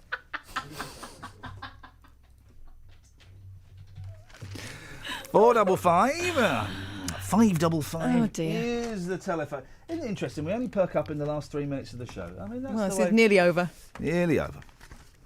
So, if you want to be healthy, 7 tips for 40-somethings who want a healthy old age. Oh. This comes from Dr. Ranjan Chatterjee. Okay. I know that name. There are plenty of doctors who believe in prescribing a pill for every ill. Oh. But Dr. Ranjan Chatterjee is not one of them. Instead, the GP has come up with a 7-point lifestyle plan for those in their 40s, this guy. Not me. Which should allow them to enjoy old age ailment-free. I'm in. I want to know. I want to know. I want to know what Chatterjee says. So I'm going to read. I'm going to read what Chatterjee says. I'm going to pick and choose the ones that I like. From turning the kitchen into a zone free of crisps, I'm out! Best crisps in the world, Catherine? I like a McCoy's. I don't know which. They're the filleted ones. Yeah, the fat ones. Okay. They're like a Yorkie, Two. the Yorkie version of crisps. 2. Classic. Your classic cheese and onion. Basic, Oh, yeah. beautiful. Or the ones in the black bag, the Thai sweet chilli. Oh, yeah, I like those too. Best, though, somebody else's. Well done. A chocolate. To turn the kitchen into a zone free of crisps, chocolate, biscuits, to eating more nuts and cutting carbohydrates. Dr. Chatterjee is a killjoy. Other tips to cut the risk of common health problems such as migraines, this guy, and diabetes include regular monitoring of blood pressure and blood sugar levels. Well, that's not good. That's having diabetes, isn't it? Not fixating on high cholesterol and learning how to meditate. Dr. Chatterjee, who runs a busy surgery in Oldham, he says it's busy. Maybe he should take on more staff. Is taking part in a new 3-part BBC series, Doctor in the House. What? Doctor in... Well, how did that song go? Doctor in the house. Doctor in. Doctor in. Oh, I'm thinking of Doctor in the TARDIS. That was Doctor based on Gary Who. Glitter. We can't sing Yeah. that. Which begins later this month. It will see him monitor 3 families for several weeks. Oh, sounds boring. Speaking to the Radio Times, no, never diss a programme until you've seen it, Iain. Splash. I call that That was good. Call that the splash effect. Yeah, diss splash. Watched it. Brilliant. Speaking to Radio Times, Dr. Chatterjee said, I won't do the voice. I won't do how I imagine the voice. The reality is that the 10-minute appointment Can you do slot... Oldham? Well, Oldham? No. Oldham, mate. No. That's Birmingham. No. Anyway, so these are his things he says. It's probably posh. I'm a very posh doctor, and these are the things we should be doing. Number 1, check your blood pressure. Number 2, test your blood sugar. These are boring. Number 3, cut carbohydrates such as sugary cereals. Cut sandwiches? Is he nuts? You always cut your sandwiches. Triangles. Sandwiches can lead to visceral fat building up inside the abdominal cavity. Only if it's a large butty. Oh, shut up. Sandwiches are good for you. Meditate, meditate, meditate, meditate, meditate, meditate, meditate. Favour 2, David. David? Good morning. Good morning. Iain. Good morning, David. What you got for us? Dr. Chatterjee saying take all the stuff out of the kitchen, like the crisps and the chocolates and all that sort of stuff. Yep. Yep. Damn good idea. Keep it in the living room. Saves the war. Ladies and gentlemen, thank you very much indeed. David, well done, sir. Thank you, David. That's the kind of call we want. He's right. Yeah, you might live to 110, but what a miserable life you're going to have. So what, you shave 10 years off your life because you eat a load of crisps? Crisps is good. I like crisps. Crisps is what? God. I'm doing that woman. I'm doing the woman from Cat on a Hot Tin Roof. Tennessee Williams. Doing her. All right. that her name? Tennessee Williams? Frankly, my dear, no. Do you mean Scarlett O'Hara? No, I don't mean her. My handbag? Oh. Tennessee Williams. Oh, Agnes de Levine. What's her name? She's a woman, famous woman. No, Boudoir. What's her name? You know what I mean? You know, I've always relied on the kindness of strangers. That woman. Doing that. Sunset Boulevard. Yeah, what's her name? We've got 40 seconds. Cassie Boulay. That's it. Relax on cholesterol. People falsely think if their cholesterol is low, they're healthy. And if it's high, they need to take a statin. It's oversimplistic. All right, Chatterjee. Fast for fitness. You're nuts. We've all evolved from periods of fasting. No, we haven't. You evolved from the Beatles' Abbey Road. I tend to recommend at least 10 hours. Jog on, fella. Junk the junk food.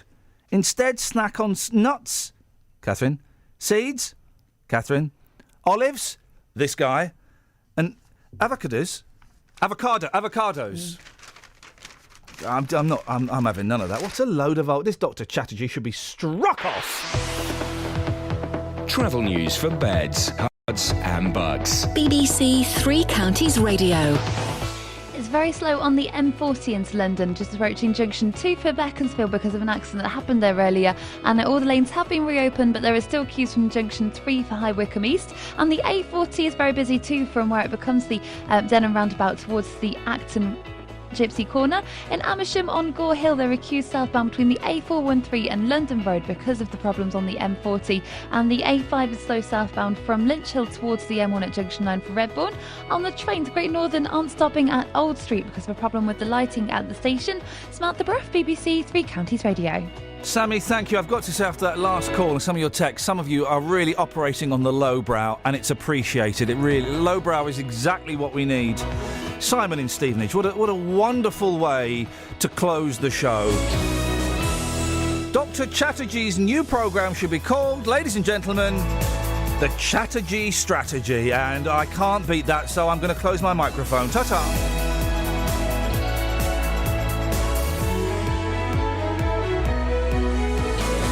Local and vocal across beds, hearts and bucks. This is BBC Three Counties Radio. Thank you, Iain. Good morning. Welcome to the JVS show. I'm Jonathan Vernon-Smith. It's Tuesday. It's 9 o'clock. And on today's Big Phone In, should EU migrants have to wait 4 years before they're allowed to claim in-work benefits? David Cameron will announce today that he wants to ban EU migrants from claiming in-work benefits in the UK unless they have lived here for at least 4 years. He says this policy will be the forefront of negotiations if the UK is to remain within the European Union.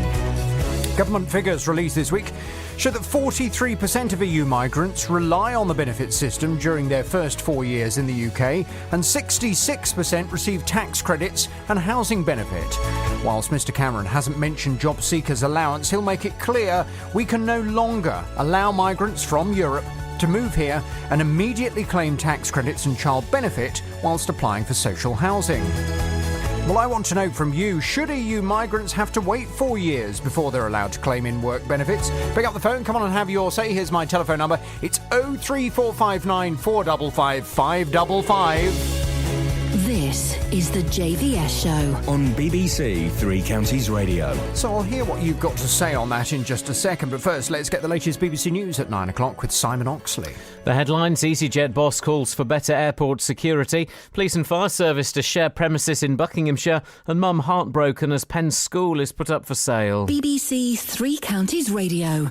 The chief executive of Luton-based EasyJet has said security needs to be tightened at a number of airports around the world in the wake of the suspected bomb attack on a Russian airliner over Egypt. Carolyn McCall said she believed passengers would happily accept an increase in checks. Speaking at London Luton Airport this morning, she said she was confident in security measures here. Remember, EasyJet actually fly to primary airports right across Europe, and their security measures tend to be very, very tight indeed. British airport security is very good, and it's always been a focus for British airports. So, that's our predominant way of operating. And of course, as you say, we will be working with the government. If we're flying to any airports that don't have the right security measures, we will work with the government on that. Police and fire services in Buckinghamshire and Milton Keynes are set to share premises under a new agreement. The news was announced on the same day that public consultation ended into plans to do just that in Milton Keynes. More from Gail Sanderson. The formal commitment has been signed by the Commissioner and the Chief Constable of Thames Valley Police, together with representatives for the fire authorities in Buckinghamshire, Berkshire and Oxfordshire. It was announced by Oxfordshire County Council and focuses on police and fire services sharing property to reduce costs. Meanwhile, consultation ended yesterday into plans to merge Bletchley and Great Home fire stations in Milton Keynes. The new Blue Light Hub in West Ashland would also be a police base. David Cameron will set out the aims of his renegotiation with the European Union later today. In a letter to the President of the European Council, he's expected to push for 4 main objectives, including restricting in-work benefits to EU migrants. In a speech in London, the Prime Minister will say